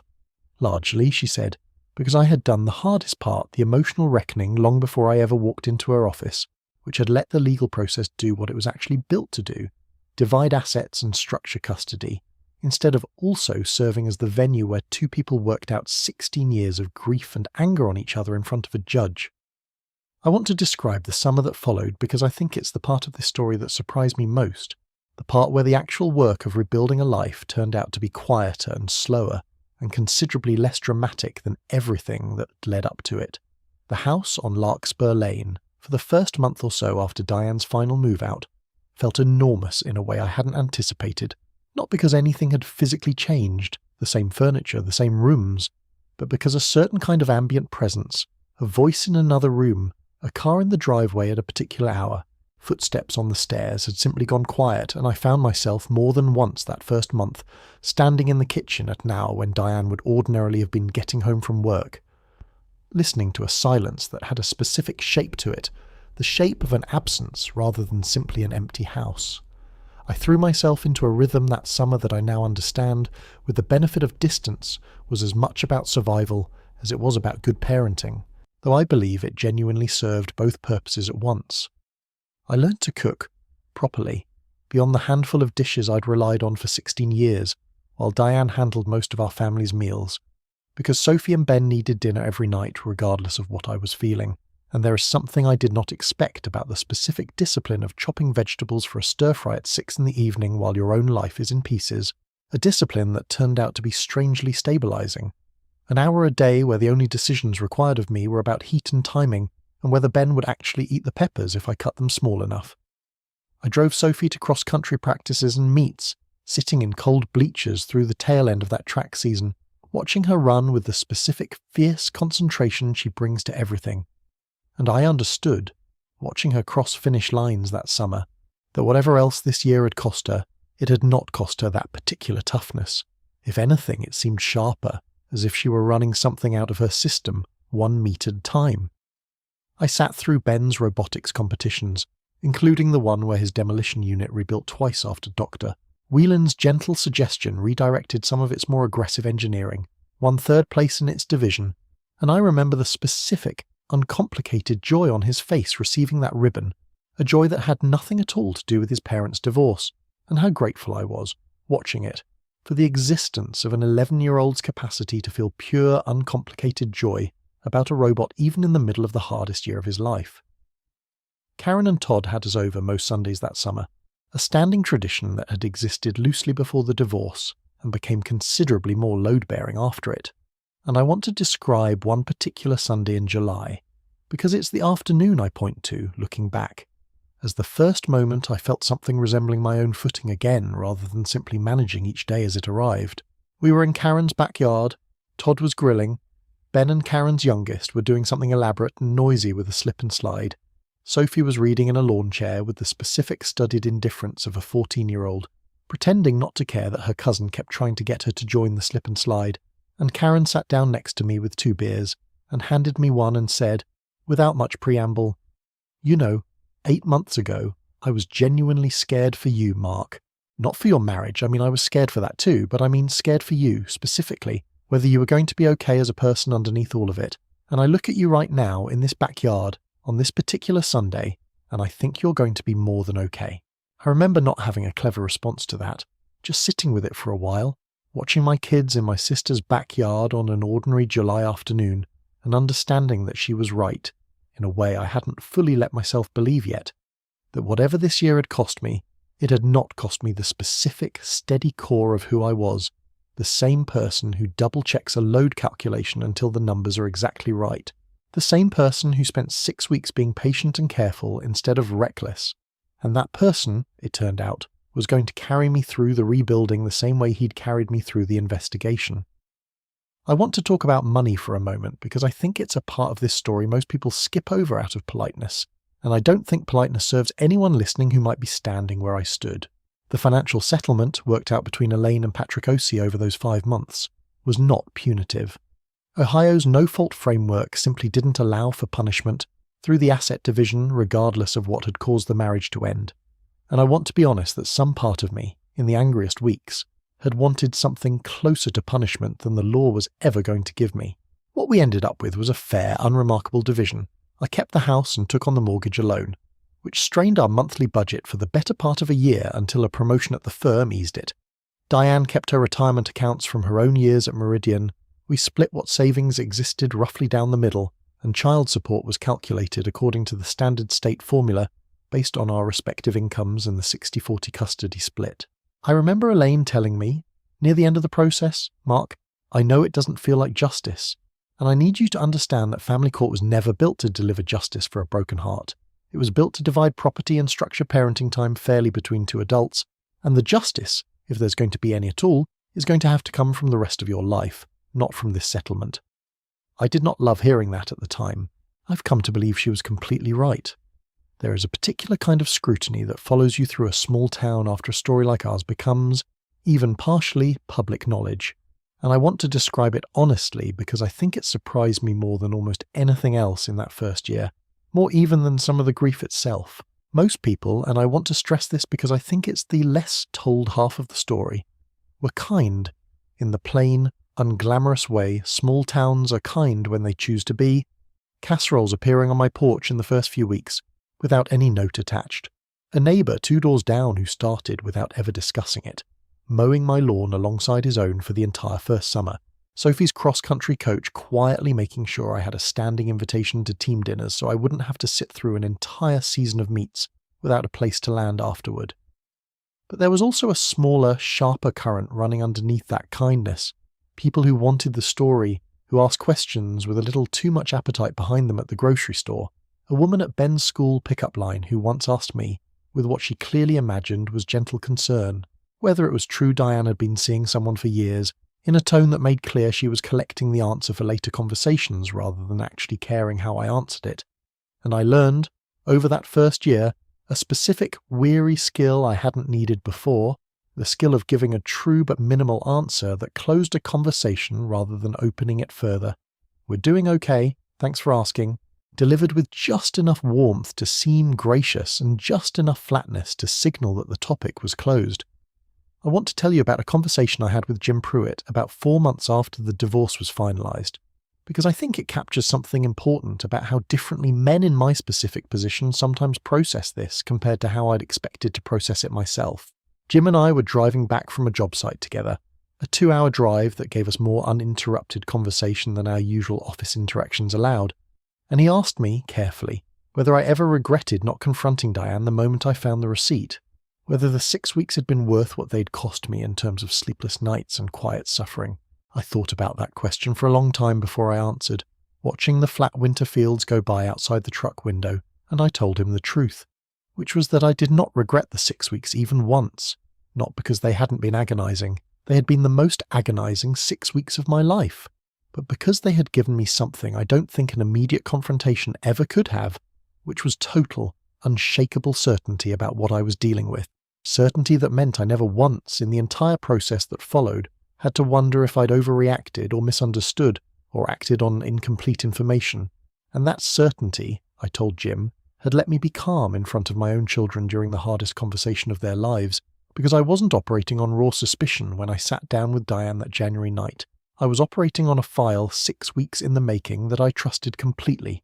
and that trust in my own facts, more than anything else, was what let me stay steady enough to help Sophie and Ben through it. Jim was quiet for a while after that, and then he said something that stayed with me. He said, "Mark, I think most guys would have blown up that first weekend, and I think you'd have been justified doing it. Nobody would have blamed you, but I also think you're the only guy I know who could have actually pulled off the 6 weeks, because it takes a specific kind of person to sit on that kind of pain, and keep functioning, keep going to work, keep coaching Ben's homework, keep showing up to Sophie's meets, all while quietly building a case in the background, and I don't think I'm built that way, and I mean that as a genuine compliment, not a backhanded one." I told him I wasn't sure it was a virtue so much as it was just how I process things, the same way I process a flagged inspection report, methodically, because the alternative, moving fast on incomplete information, had simply never been a mode I was built to operate in any part of my life, and it had turned out in this one specific and terrible circumstance to be exactly the mode that protected my children best. The fall after the divorce was finalised brought its own particular set of adjustments. Sophie starting her sophomore year, Ben moving up to 7th grade, both of them navigating a school community where, inevitably, some of their classmates had heard some version of the story from their own parents. And I want to describe one specific incident from that September, because I think it shows something about who Sophie was becoming in the aftermath of all of this. A girl in her grade, apparently repeating something she'd overheard at home, made a comment to Sophie in the school hallway about her mom leaving for another guy, and Sophie, according to the account I got afterward from her cross-country coach who witnessed part of it,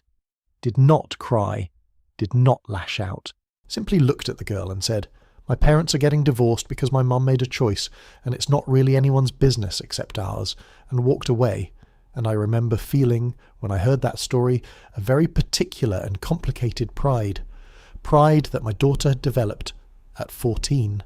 A composure under pressure that had taken me 44 years and considerably worse circumstances to develop myself, and a quieter grief underneath that pride that she'd needed to develop it at all, that a 14-year-old should have been able to spend that September thinking about almost anything other than how to field hallway comments about her parents' marriage. Diane and I settled, over that fall and winter, into a genuinely functional co-parenting rhythm that surprised me with how workable it became. Once the raw wounds of the spring and summer had scarred over enough to allow for practical cooperation, we used a shared calendar app for school events and appointments. We split holidays according to a schedule we'd worked out together rather than one imposed by the court. And I want to be honest that there were still hard moments. A school choir concert where we sat 4 seats apart with a careful, deliberate space between us that Ben, ever observant despite his usual focus on gears and robots, once asked me about directly. "Why do you and Mum always sit apart at my stuff?" And I told him the truth, that his mum and I were working on being friendly with each other, but that it was going to take time, and that in the meantime, sitting a little apart didn't mean either of us loved him any less. It just meant we were still figuring out the shape of this new version of our family. Ben seemed to accept that answer, filed it away the way he filed away most complicated things, and asked if he could show me a new gear ratio he'd been working on, and I said of course, and that specific abrupt swing from a hard question to Legos was, I came to understand over that first year exactly how an 11-year-old processes difficult emotional terrain. In short, intense bursts followed by an immediate, grounding return to something simple and controllable. I want to tell you about the day, almost exactly a year after the confrontation, when Sophie asked to speak to her mother alone, without me present, for the first time since the divorce had begun, because I think it marks the real turning point in how our particular family found its new equilibrium. She asked me if it would be okay, in the careful, testing way she'd developed over the previous year of asking me things she worried might hurt me, and I told her, honestly, that it would be more than okay, that I wanted her to have whatever relationship with her mother she was ready to have on her own timeline, and that my own complicated feelings about Diane were mine to manage and were never meant to become a ceiling on what Sophie was allowed to feel or do. She spent an afternoon with Diane, just the two of them, at a coffee shop in Columbus, and came home quieter than usual, and when I asked if she wanted to talk about it, she said, "Not really, Dad, but I think I'm okay.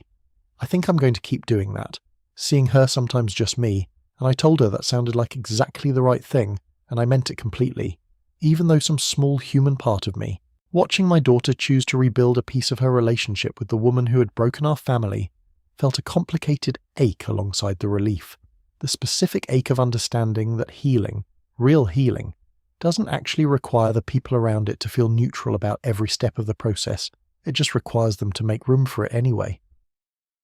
I want to tell you about Anna, not because this story needs a tidy romantic ending. I don't believe it does. And I don't think you should trust a story like this one if it tries too hard to hand you one, but because leaving her out entirely would make the last part of this year sound more bleak than it actually was. And I want to be honest about the whole shape of it, the hard parts and the parts that slowly, cautiously, began to feel like something good again. Anna Whitmore teaches 9th grade earth science at Sophie's high school, and I met her, unremarkably, at a parent information night about 11 months after the divorce was finalised, standing in a hallway that smelled like a school hallway always smells, waiting for a session on course selection for sophomore year to start, and we ended up talking for 20 minutes about nothing in particular. A mutual mild complaint about the school's parking situation, a comment she made about Sophie being one of the more thoughtful students in her class, delivered with a specific observant warmth that told me she actually paid attention to the kids in front of her, rather than reciting a generic compliment to a parent. I did not ask her out for another 2 months after that, partly because I was genuinely unsure I was ready, and partly because I did not want to rush into anything that Sophie or Ben would have to process on top of everything else they were already carrying. I talked about it at length with Dr. Whelan, who I had continued seeing myself individually even after the family sessions wound down, and she told me something that reframed the whole question for me. She said, "Mark, the goal was never for you to avoid ever caring about anyone again. The goal was for you to make sure that whenever you did start caring about someone again, you were choosing it from a place of genuine readiness rather than loneliness or point-proving.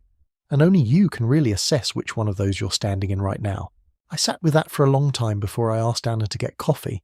and when I finally did, slowly, carefully, telling Sophie and Ben about it only once it had become something worth telling them about rather than the very first date, both of them took it, in their own separate ways, about as well as I could have hoped. Ben asked if Anna liked robots, an entirely sincere and to him entirely relevant question, and when I told him I honestly wasn't sure but that we could find out together, he seemed satisfied with that answer. Sophie was quieter about it, watchful in the way she'd become watchful about most things involving her parents since the divorce. But she told me, a few weeks in, that Anna seemed nice, and that she was glad I wasn't sad all the time anymore, which was, I understood, about as full an endorsement as a 15-year-old processing her own parents' divorce could reasonably be expected to give. I want to be careful here, because I don't want to suggest that Anna fixed anything, or that meeting her erased the specific permanent way this experience changed how I move through relationships now. I am, if I'm honest, a more careful person than I was before that grey November Saturday, slower to fully extend trust, more attentive to small inconsistencies than I used to be, not in a paranoid way, I want to be clear about that distinction, but in the way a person who has once found a hairline crack in a support beam simply notices support beams differently for the rest of his life. Not out of fear, but out of an earned, permanent attentiveness. Hannah knows the whole story I told her early deliberately, because I did not want to build anything new on a foundation of withheld truth after everything I'd just lived through, and she told me, when I finished telling her, that she appreciated the directness, and that she thought the 6 weeks said more about the kind of partner I'd be than almost anything else I could have told her, a level of patience and care under pressure that she said she didn't take for granted having seen very often. We've been together, slowly and without any rush toward the next label, for about 3 months now, and I want to leave it exactly there, because I think the honest, unglamorous truth of where I am is that I am cautiously, quietly happy, in a way that has nothing to do with vindication or moving on quickly, and everything to do with simply continuing to build a life, patiently, the same way I've approached every other hard thing across this entire year. I want to go back to Curtis Vance one more time, because I think there's an important part of this story that I haven't told you yet, which is what actually happened to him over the following year, not out of any particular satisfaction I take in his misfortune, though I won't pretend I feel nothing at all when I think about it, but because I think it matters to understanding how thoroughly this kind of deception, once it surfaces, tends to unravel every part of the life it was hidden inside. Vance's strategic partners lost the Meridian Health Partners contract within 2 months of the story becoming, even in its garbled form, common enough knowledge in the local business community, a decision Diane told me months later, in one of our increasingly civil logistics-only conversations, had come from the Meridian board directly, uncomfortable with the appearance of a conflict of interest regardless of the personnel changes that had already occurred, since Diane herself had by then already left her position there entirely, choosing on her own to take a role at a different regional health network in Columbus, rather than continue working in an environment where her own history had become an unavoidable undercurrent in every meeting. Curtis,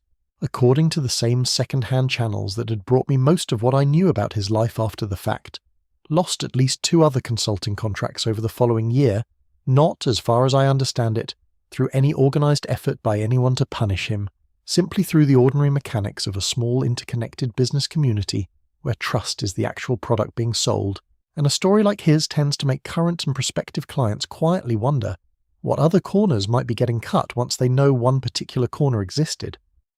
Rachel's divorce from him was finalised about 4 months after mine, and I heard, though I want to stress I did not seek this information out, that the custody arrangement for their daughter Maddie had been considerably more contentious than mine and Diane's, in part, I suspect, because Curtis had considerably less capital of trust to draw on going into those negotiations than Diane had going into ours, having, as far as I understand it, initially tried to minimize or reframe the affair to Rachel in ways that Diane, whatever else was true about her, had never attempted with me.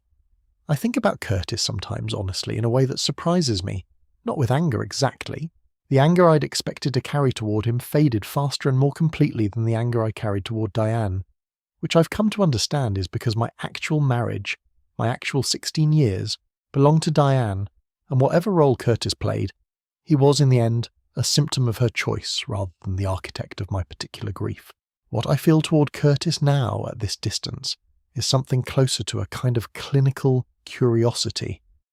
The same curiosity I might feel examining a structural failure that took down a building I didn't design, an interest in understanding the mechanism without much emotional stake in the outcome itself. I do not know what Curtis Vance's life looks like now, whether he sees his daughter Maddie regularly, whether Vance's strategic partners survived in some diminished form or folded entirely. And I have made the same deliberate choice about him that I made about Rachel and Curtis together in the immediate aftermath, which is that whatever happens in that particular corner of this story now belongs entirely to people who are not me, and my curiosity about it, however real, does not entitle me to keep pulling on that thread. I called Ray Doyle about 8 months after the divorce was finalised, not because I needed anything further from him professionally, but because I realised I had never properly thanked him, and I wanted to. We met at the same strip mall office, and I told him, sitting across from that same desk that smelled faintly of burnt coffee, that the 6 weeks of work he'd done had given me something I don't think I could have found any other way, which was the ability to walk into the hardest conversation of my life with total unshakable clarity, and that whatever this had cost me financially, it had been worth every dollar for that clarity alone. Ray, who I imagine has heard some version of that sentiment from a great many clients over 18 years as a detective, and however many more as a private investigator, nonetheless seemed genuinely moved by it, and told me something I've thought about often since. He said, "Mr. Bennett, I want you to know that most of the men who sit in that chair across from me are angry, and their anger is usually justified, but anger on its own doesn't usually produce good outcomes for the kids involved. You are the rare client who came in scared and grieving instead of just angry, and scared and grieving people, in my experience, make much better decisions under pressure than angry ones do, because fear makes you careful, and anger makes you reckless, and I could tell from our very first meeting which one of those was actually driving you." I want to share one more piece of that conversation with Ray, because it reframed something for me that I hadn't fully considered before he said it. I asked him, somewhat idly, whether most of his cases ended the way mine had. A clean, relatively fast divorce with minimal collateral damage to the children involved, and he was quiet for a moment before answering honestly that they did not, that in his experience the men who came to him already carrying a plan for how they'd handle whatever he found. The way I had, going in with Elaine already identified as a likely next step, with Karen already informed, with a clear sense that whatever he found would be used carefully rather than as ammunition for an immediate explosion, were a genuine minority of his clientele, and that the more common pattern was a client who hired him purely to confirm a suspicion, and then, upon confirmation, fell apart in ways that made the following months considerably harder on everyone involved,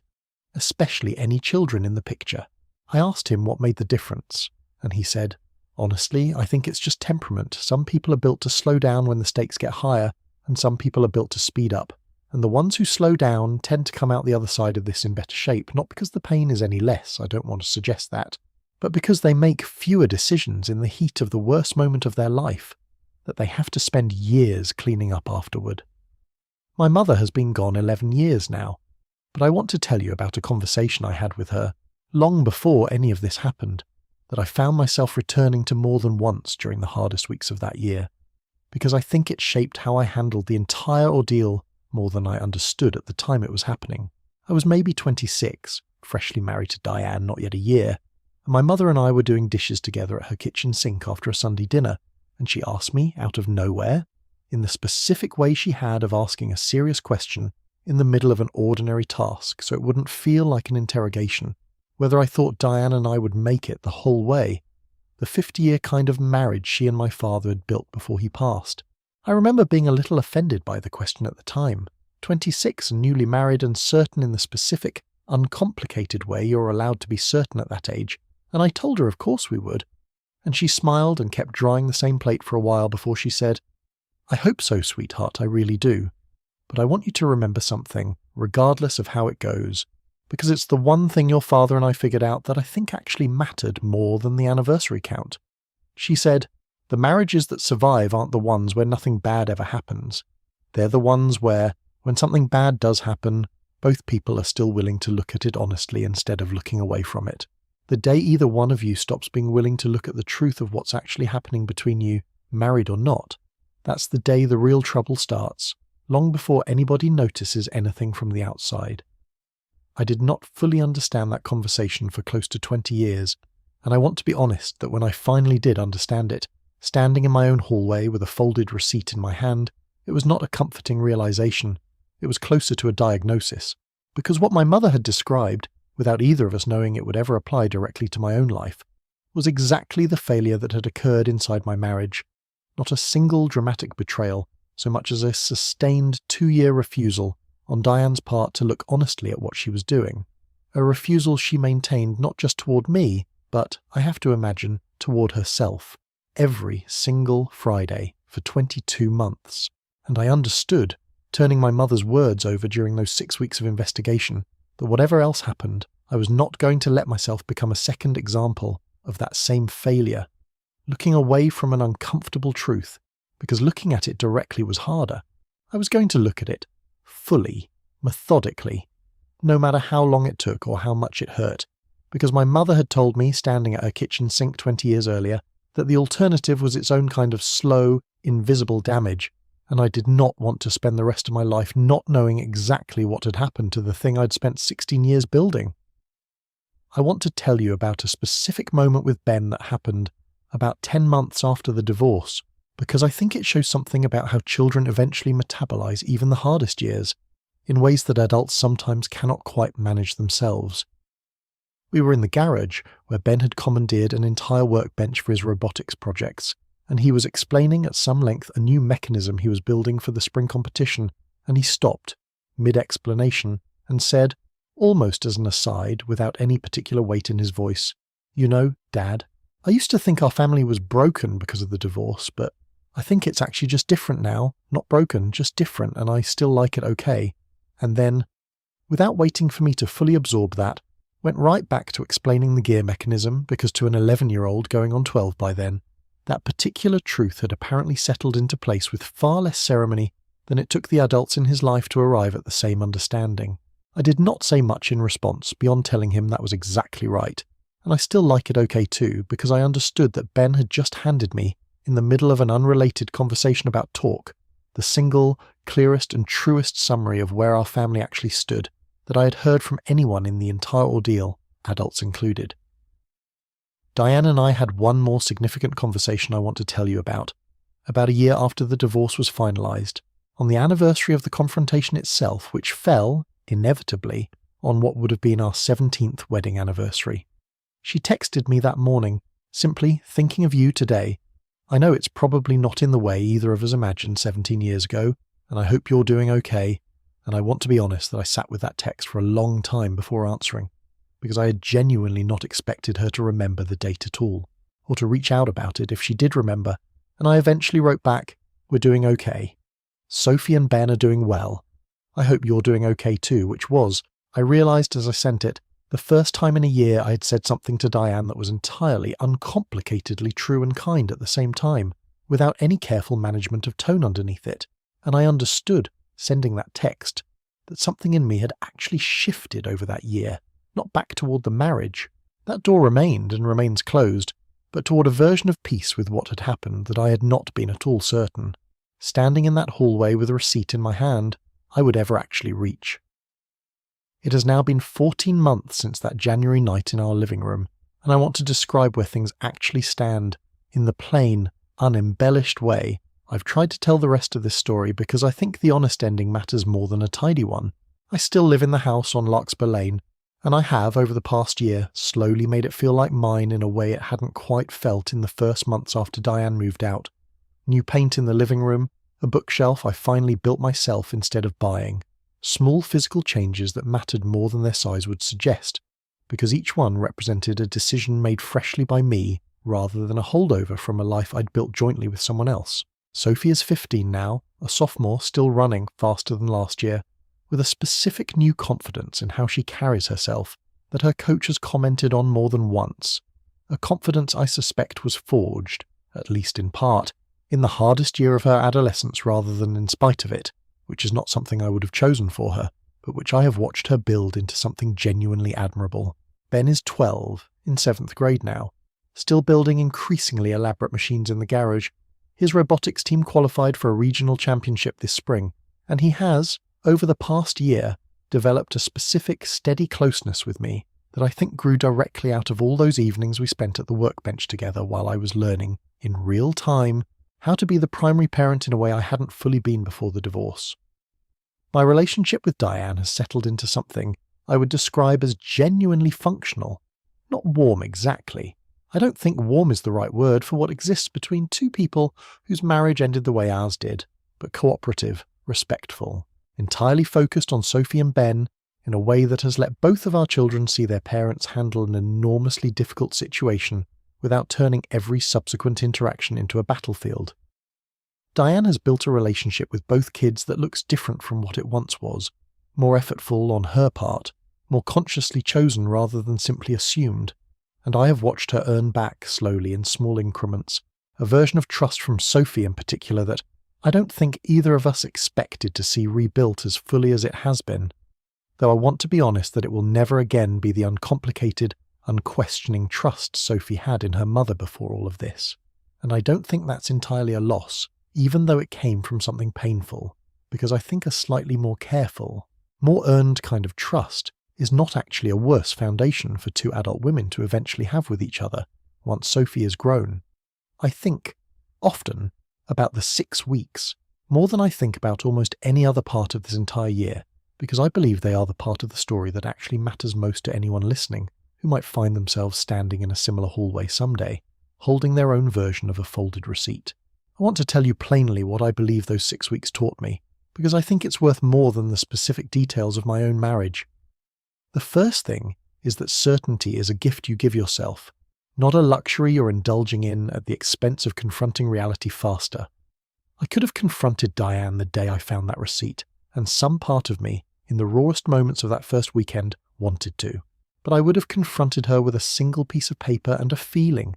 and she could have explained that receipt away in a dozen different plausible ways, a work conference I'd genuinely forgotten about, a colleague's emergency that required an overnight stay, any number of stories that a smart, quick-thinking person, under sudden pressure, can construct in the moment,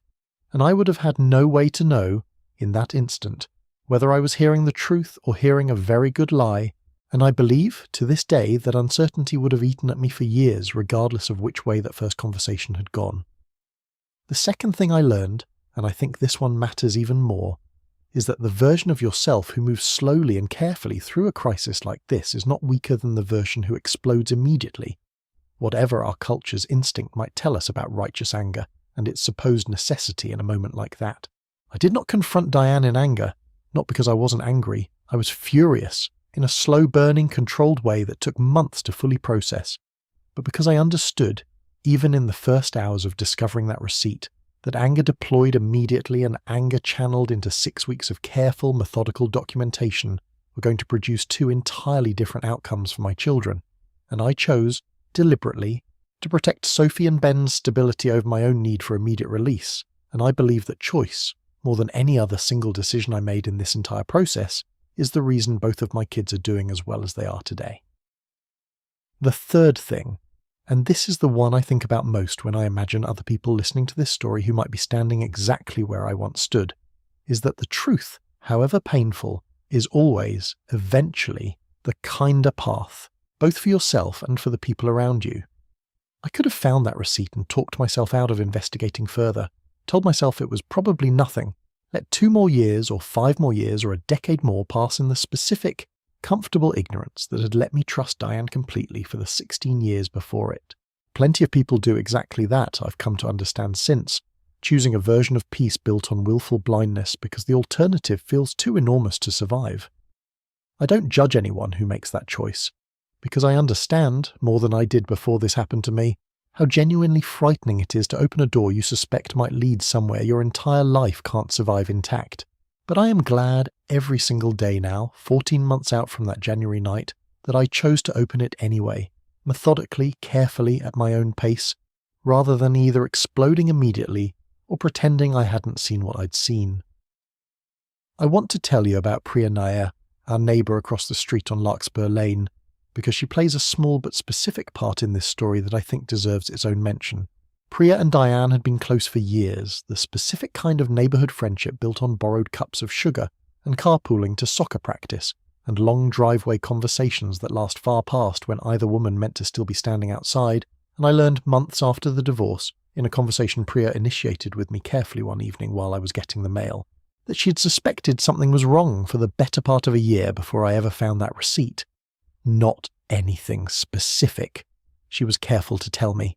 Nothing she could have pointed to directly, just a particular evasiveness that had crept into Diane's conversation whenever Fridays came up, a subtle deflection Priya had noticed but never quite trusted herself to name, let alone raise with either of us. She told me she'd agonized in the months before the truth came out over whether she had some obligation to say something, to me specifically, and had ultimately decided she didn't have enough to go on to justify what she knew would have been a devastating accusation if she'd been wrong. And I told her honestly that I didn't think she owed me anything, that vague unease is not the same as knowledge, and that I understood completely why she hadn't come to me with a feeling she couldn't substantiate. But I also told her, because I believed it, and because I think it mattered to her to hear it, that I appreciated her telling me now, honestly, rather than simply letting the whole thing pass without ever acknowledging what she'd noticed, because I think there is a specific quiet integrity in a person choosing to be honest about what they saw and didn't say, even after the fact, even when the honesty doesn't change anything about what already happened. Priya has remained close with both Diane and me since the divorce, in the specific, careful way a mutual friend learns to navigate two separated people who used to be a single unit in her social life. And I think that continued friendship, more than almost anything else in our neighbourhood, has helped normalise for Sophie and Ben the idea that people can go through something this hard and still remain, in some diminished but genuine way, connected to the same community, the same street, the same ordinary rhythms of borrowed sugar and driveway conversations, rather than the divorce becoming an event so catastrophic that it required our entire social world to be redrawn around it. I think sometimes about the version of this story where I never opened that closet on that particular grey Saturday, where the snow boot stayed in a different spot, where Diane's navy coat never came down off the hook at exactly the moment it did. And I wonder, honestly, how much longer the 22 months would have stretched into, whether it would have been 3 years, or 5, or whether some other piece of evidence would eventually have surfaced anyway. The way these things, in my limited experience of them now, seem to eventually surface no matter how carefully they're hidden. I don't say that to suggest fate or destiny had some hand in a hallway closet on a Saturday in November. I don't believe in that kind of tidy narrative logic applied to real life. I say it because I think there's something worth sitting with in the fact that deception this sustained requires a specific, exhausting vigilance to maintain, a vigilance that eventually, statistically, structurally, tends to slip. A receipt not thrown away, a small charge on the wrong card, a second app with a passcode a spouse simply happens to notice, and I think the people who build these double lives understand, somewhere underneath the deception itself, that the arithmetic of maintaining it forever does not actually favour them, that the math of a secret this large, held for this long, points toward exposure eventually rather than away from it. And I wonder whether some small part of Diane, across those 22 months, was living with the low, constant hum of that knowledge the entire time, waiting, in some way she may not have even admitted to herself, for the exact kind of ordinary Saturday that eventually found her out. I want to tell you something Elaine said to me at our very last meeting, closing out the final paperwork after the decree had been signed, because I think it's the single sentence from this entire ordeal that I return to most often, more than anything Ray Doyle said, more than anything Karen said, more even than my own mother's words at that kitchen sink 20 years earlier. Elaine looked at me across her desk, closing my file for the final time, and said, "Mark, I want you to remember something, because I think it's easy to forget once the paperwork is done and life moves forward. You did not do anything to cause this. I know that sounds obvious said out loud, but I have watched a great many good, careful, thoughtful people in your exact position quietly absorb a portion of the blame anyway. Some private, unspoken belief that if they had been more attentive, more present, more something, this wouldn't have happened. And I want you to hear clearly from someone who has seen this exact pattern more times than I can count, that the choice to deceive you for 22 months belonged entirely to Diane. Every single day of it, and no version of you working slightly less, noticing slightly more, being slightly different, changes whose choice that was.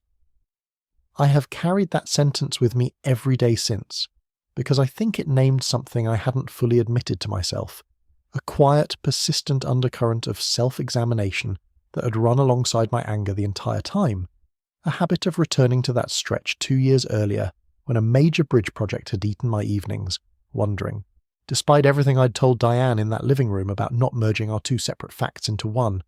whether some sliver of responsibility for what happened actually did belong to me after all. Elaine's words gave me permission, finally, 14 months into this, to set that particular self-examination down for good.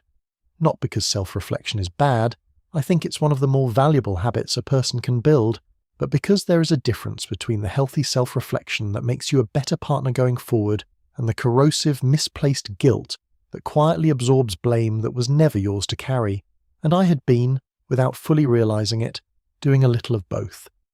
I want to close this out by telling you about a Friday evening about 2 weeks ago, ordinary in almost every way, because I think it captures where this whole long story has actually landed better than any single dramatic scene could. It was a Friday, the same day of the week that once carried an entire hidden architecture of deception inside it, for 2 years of my life, and I want to tell you honestly that Fridays carried a particular weight for me for a long time after the divorce, a low, persistent tension that would settle into my shoulders every week around mid-afternoon, whether I wanted it to or not, a kind of bodily memory that had nothing to do with any actual danger anymore, and everything to do with 22 months of a pattern my nervous system had apparently learned more thoroughly than my conscious mind had. But this particular Friday, 2 weeks ago, I made dinner, the stir-fry I've gotten genuinely good at over the past year. Ben cut peppers next to me at the counter, because he's decided, at 12, that he wants to actually learn to cook rather than just eat what's put in front of him. Sophie came home from a meet with a personal best time she announced before she'd even gotten her shoes off, and Anna came over that evening too, the first time she'd joined us for an ordinary Friday dinner rather than a planned outing. And I remember standing at the stove stirring vegetables, listening to Ben explain a gear ratio to Anna with the exact same unstoppable enthusiasm he'd once used to explain it to Diane at that same counter years earlier, and feeling something settle in my chest that I want to describe honestly, because I think it's the truest thing I can tell you about where this story actually ends up. It was not triumph. I want to be very clear about that, because I think stories like this one sometimes get told as though the person who was betrayed eventually arrives at some clean, satisfying victory, richer, happier, more at peace than the person who wronged them. A kind of narrative justice that makes for a better story than it usually makes for an honest one. What I felt standing at that stove on that ordinary Friday was something quieter and less dramatic than triumph, something closer to what I can only describe as solidity, the specific, hard-won feeling of a life that has been rebuilt, board by board, on a foundation I inspected myself, tested myself, trust because I understand exactly what it's made of rather than trusting it on faith, the way I once trusted the life Diane and I built together without ever checking the foundation at all. I do not know if I will ever fully trust another person the way I trusted Diane for those first 16 years, the easy, unquestioning trust of someone who has never yet been given a reason to check, but I've come to believe that a more careful, more attentive kind of trust, the kind Anna and I are slowly building now, eyes open, nothing assumed, everything communicated rather than simply believed, might actually be the sturdier structure in the long run, the same way a bridge inspected regularly outlasts one nobody ever bothers to check on, precisely because somebody cared enough to keep looking closely at it.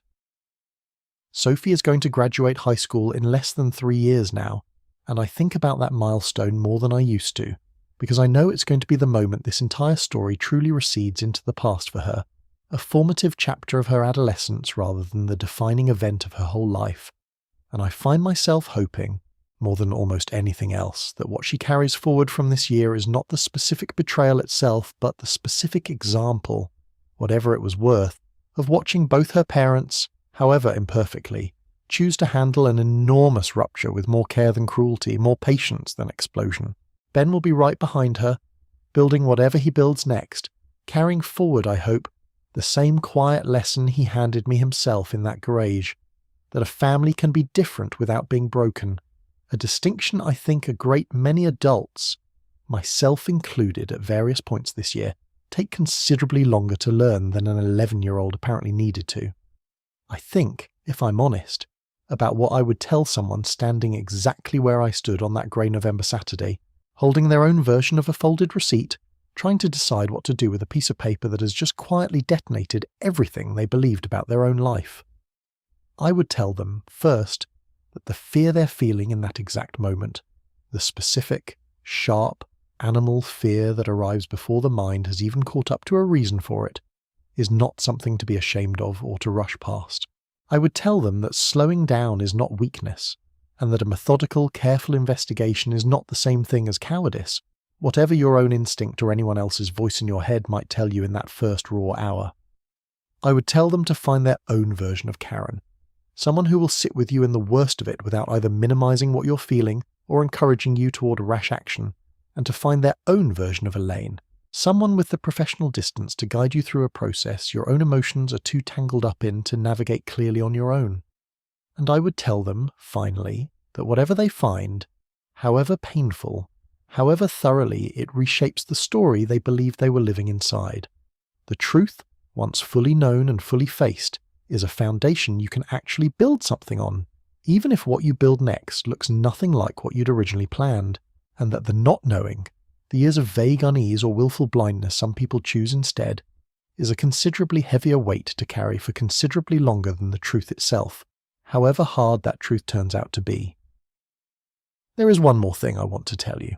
something I did not fully understand until nearly a year after all of this began, and it has to do with the specific nature of grief that comes from mourning a version of your own life that turns out never to have existed the way you believed it did.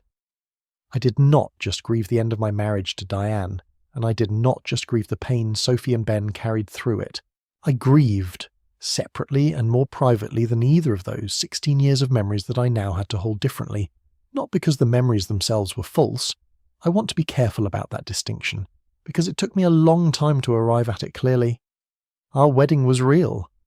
The years raising Sophie and Ben together were real, full of genuine love and genuine partnership, in the ordinary daily sense that any two people building a family together experience. Diane's laugh at Ben's gear ratio jokes was real every single time she laughed it. What was not real, what had never been real for the last 22 months of those 16 years, was the specific story I told myself about what those Friday nights meant, and learning to hold both of those truths at once, the genuine love in the 14 years before the affair began, and the genuine deception in the 22 months after it started, without letting one erase or poison the other in my memory, turned out to be some of the hardest emotional work of the entire process. Harder, in its way, than the 6 weeks of investigation or the confrontation itself, because it was work with no clear finish line, no final decree to sign, just a slow, ongoing act of sorting memories into their proper categories every time a new one surfaced unexpectedly. A smell, a song, a restaurant we used to go to, that would arrive carrying both the warmth of what had actually been true and the shadow of what had, at the very same time, also secretly been false. I think this is the part of the story that television movies and simplified accounts of infidelity tend to skip past most completely. The specific, unglamorous, years-long work of learning to hold a complicated truth without flattening it into something simpler than it actually was. It would be easier in some ways to tell you that my entire marriage was a lie, that I look back now and see nothing but deception in every memory of those 16 years, because that version of the story has a cleaner emotional shape to it, villain clearly identified, victim clearly vindicated, nothing left over to sort through. But I don't believe that version would be honest, and I promised myself, starting this account, that I would tell you the honest version even where the honest version is messier and less satisfying than the clean one. Diane loved our children completely before, during and after the affair, without any diminishment I have ever been able to identify in how she showed up for them across all those years. Diane also, at the exact same time, deceived me systematically for nearly 2 years, in a way that ended our marriage and reshaped both of our children's understanding of trust itself. Both of those sentences are true, neither one cancels the other out. That, more than any single scene from that entire ordeal, the receipt, the surveillance reports, the confrontation itself, is the actual, complicated truth I have spent the last 14 months learning to carry. And I suspect it is the truth that anyone who has lived through something similar eventually has to learn to carry too, whether they want to or not. I want to end by telling you something Sophie said to me just last month, unprompted, while we were driving home from one of her meets, because I think it is, in its own quiet way, the actual final word on all of this, more than anything I could construct myself. She was looking out the window, and she said, almost to herself, "You know, Dad, I used to think the worst thing that could happen to a family was finding out somebody lied. But I think the worst thing would actually be never finding out, and just living inside the lie forever without knowing it. At least this way we know what's actually true now, even though the true thing was really bad." I didn't say much in response, just told her I thought that was one of the wisest things I'd heard anyone say about the whole situation, adults included, and she shrugged. In the specific way 15-year-olds shrug off their own unexpected wisdom, and turned the radio back up, and we drove the rest of the way home in comfortable silence, and I thought, not for the first time that year, that whatever else this experience had cost my children, it had also somehow, alongside all the pain, given them something too, a specific clarity about what actually matters in the people you choose to trust, arrived at far too young, but arrived at honestly and carried, as far as I can tell, without bitterness. I think back, sometimes, to the exact physical sensation of standing in that hallway on that grey November Saturday,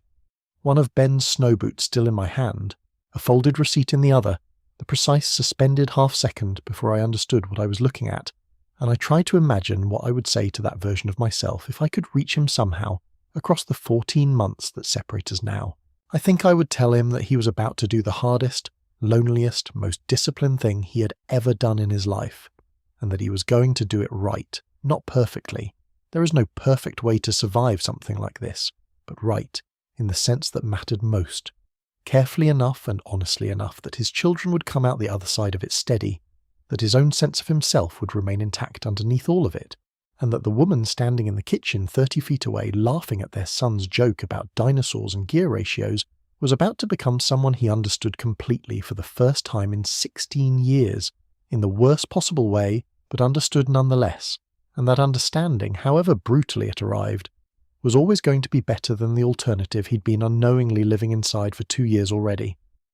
I want to add one final memory before I let you go, because I think it belongs at the very end rather than buried somewhere in the middle of the timeline. About 3 weeks after the confrontation, before Diane had even fully moved out, I drove out to the old bridge in that same state park where I'd proposed to her 16 years earlier, on a cold, empty weekday afternoon when I knew the park would be nearly deserted, and I stood on that bridge for a long time, looking down at the same creek, considerably lower and slower in January than it had been on that long-ago summer afternoon, and I want to be honest about why I went, because it wasn't nostalgia exactly, and it wasn't self-pity either, though there was probably some of both mixed in. I went because I needed to stand in the specific physical place where I had once been so completely, uncomplicatedly certain about the rest of my life, and ask myself, honestly, whether I regretted any of it, the proposal, the marriage, the 16 years, knowing everything I now knew about how the last 2 of those years had actually gone. I stood there for the better part of an hour, and I want to tell you the answer I arrived at, because I think it matters more than almost anything else I've told you. I did not regret it. Not the proposal, not the wedding, not a single one of the 14 good years that came before the deception started. Because Sophie and Ben exist because of those years, because the version of myself who grew and changed and learned to be a husband and then a father inside that marriage is a version of myself I am, on the whole, genuinely proud of, regardless of how the last chapter turned out. I thought about something Ray Doyle had said to me once, almost in passing, that the men who came out of this kind of situation in the best shape were the ones who could eventually separate the grief over the ending, from any regret about the years that came before it, and standing on that bridge, in the cold, 3 weeks into the hardest stretch of my adult life, I understood, for the first time, that I had actually arrived at exactly that separation. Grief for what had ended, but no regret at all for what had genuinely truly existed before it did. I don't know what happens next for any of us, not really. Not in any way that feels certain the way I once, foolishly, believed my whole life was certain, standing at a church altar at 28 with a certainty that turned out to have an expiration date I couldn't have imagined at the time. Sophie will graduate and go to college somewhere. Ben will finish building whatever he's building next. Diane and I will keep managing the specific, careful choreography of two parents who used to be one family and are now something else, something that still works in its own reshaped way for the two kids who matter most in all of this. Anna and I will keep building whatever we're building slowly, without rushing toward a label neither of us needs yet, and I will keep doing what I've done every single day since that grey Saturday in November, which is showing up methodically, carefully, one ordinary Friday at a time, for the family I actually have now instead of the one I once believed, wrongly, I already had. If this story moved you, if any part of it reminded you of your own hallway, your own folded piece of paper, your own 6 weeks of quiet, careful reckoning, I want you to know that whatever you decide to do with what you find, slow and steady and honest is almost always the stronger path, even when it doesn't feel like it in the moment. I think, in the end, that the truest thing I can leave you with is this. A marriage, or any long partnership built on trust, is a little like one of the bridges I've spent 20 years of my career inspecting and maintaining. From a distance, on any ordinary day, it looks solid, permanent, unshakable, exactly the way our 16 years look to me from the outside for far longer than they should have. But a bridge is only as trustworthy as the last honest inspection performed on it, not the one from 5 years ago, not the one everyone assumes still holds, the most recent one, the one that actually looked closely at the load-bearing structure underneath the paint and the traffic and the everyday appearance of soundness. I had gone 16 years without ever once inspecting the actual structure of my own marriage, because I had never had a reason to doubt it, and I understand now with the particular clarity that only comes from having done the inspection the hard way, that the absence of a reason to doubt something is not at all the same thing as evidence that it's actually sound. I do not say this to make anyone listening paranoid about their own relationships. Constant suspicion is its own kind of corrosive weight, and I don't recommend it as a way to live. I say it only because I think there is a difference between paranoia and attentiveness, between constant doubt and the simple, steady willingness to look honestly at what's actually in front of you when something, even something small, a receipt, a strange charge, a hesitation in a familiar voice gives you an actual reason to look. I did not look for 16 years because I never had a reason to. The day I finally had a reason, I looked completely, and however much it cost me, I've never once wished I'd looked away instead. I want to leave you with one last small image, because I think it's a better closing than any single lesson I could try to hand you. Last weekend, Ben finally finished the machine he's been building for months, the one he now calls, with considerably more affection than the earlier demolition unit ever earned, the bridge tester, a small motorized rig designed to apply gradually increasing weight to a model bridge he built out of popsicle sticks and wood glue to see exactly how much it could hold before it failed. He asked me to help him calibrate it on Saturday morning, and we spent almost 2 hours in the garage together, adjusting weights, recording numbers, watching his little popsicle stick bridge hold steady through test after test until, finally, on the 11th trial, it gave way exactly where the load calculation said it eventually would. Ben was thrilled, not disappointed, because he'd predicted the failure point almost precisely. And as we cleaned up the collapsed bridge together, he said, almost offhand, "You know, Dad, it's kind of cool. You can't really know how strong something is until you actually test it all the way." And I told him that was without question one of the truest things anyone had said to me in over a year, and he had no idea. Building a small toy bridge out of popsicle sticks in our garage on an ordinary Saturday morning, exactly how completely he'd just summarized the whole of what his father had lived through to get both of them safely to this particular, ordinary, good morning. Thank you for sitting with my story tonight, all the way through, from that grey November Saturday to where Sophie and Ben and I actually stand today. If you believe the truth is always worth the pain it costs to find it, subscribe to Secrets Unfold TV for a new true story every single day, and I will see you in the next one.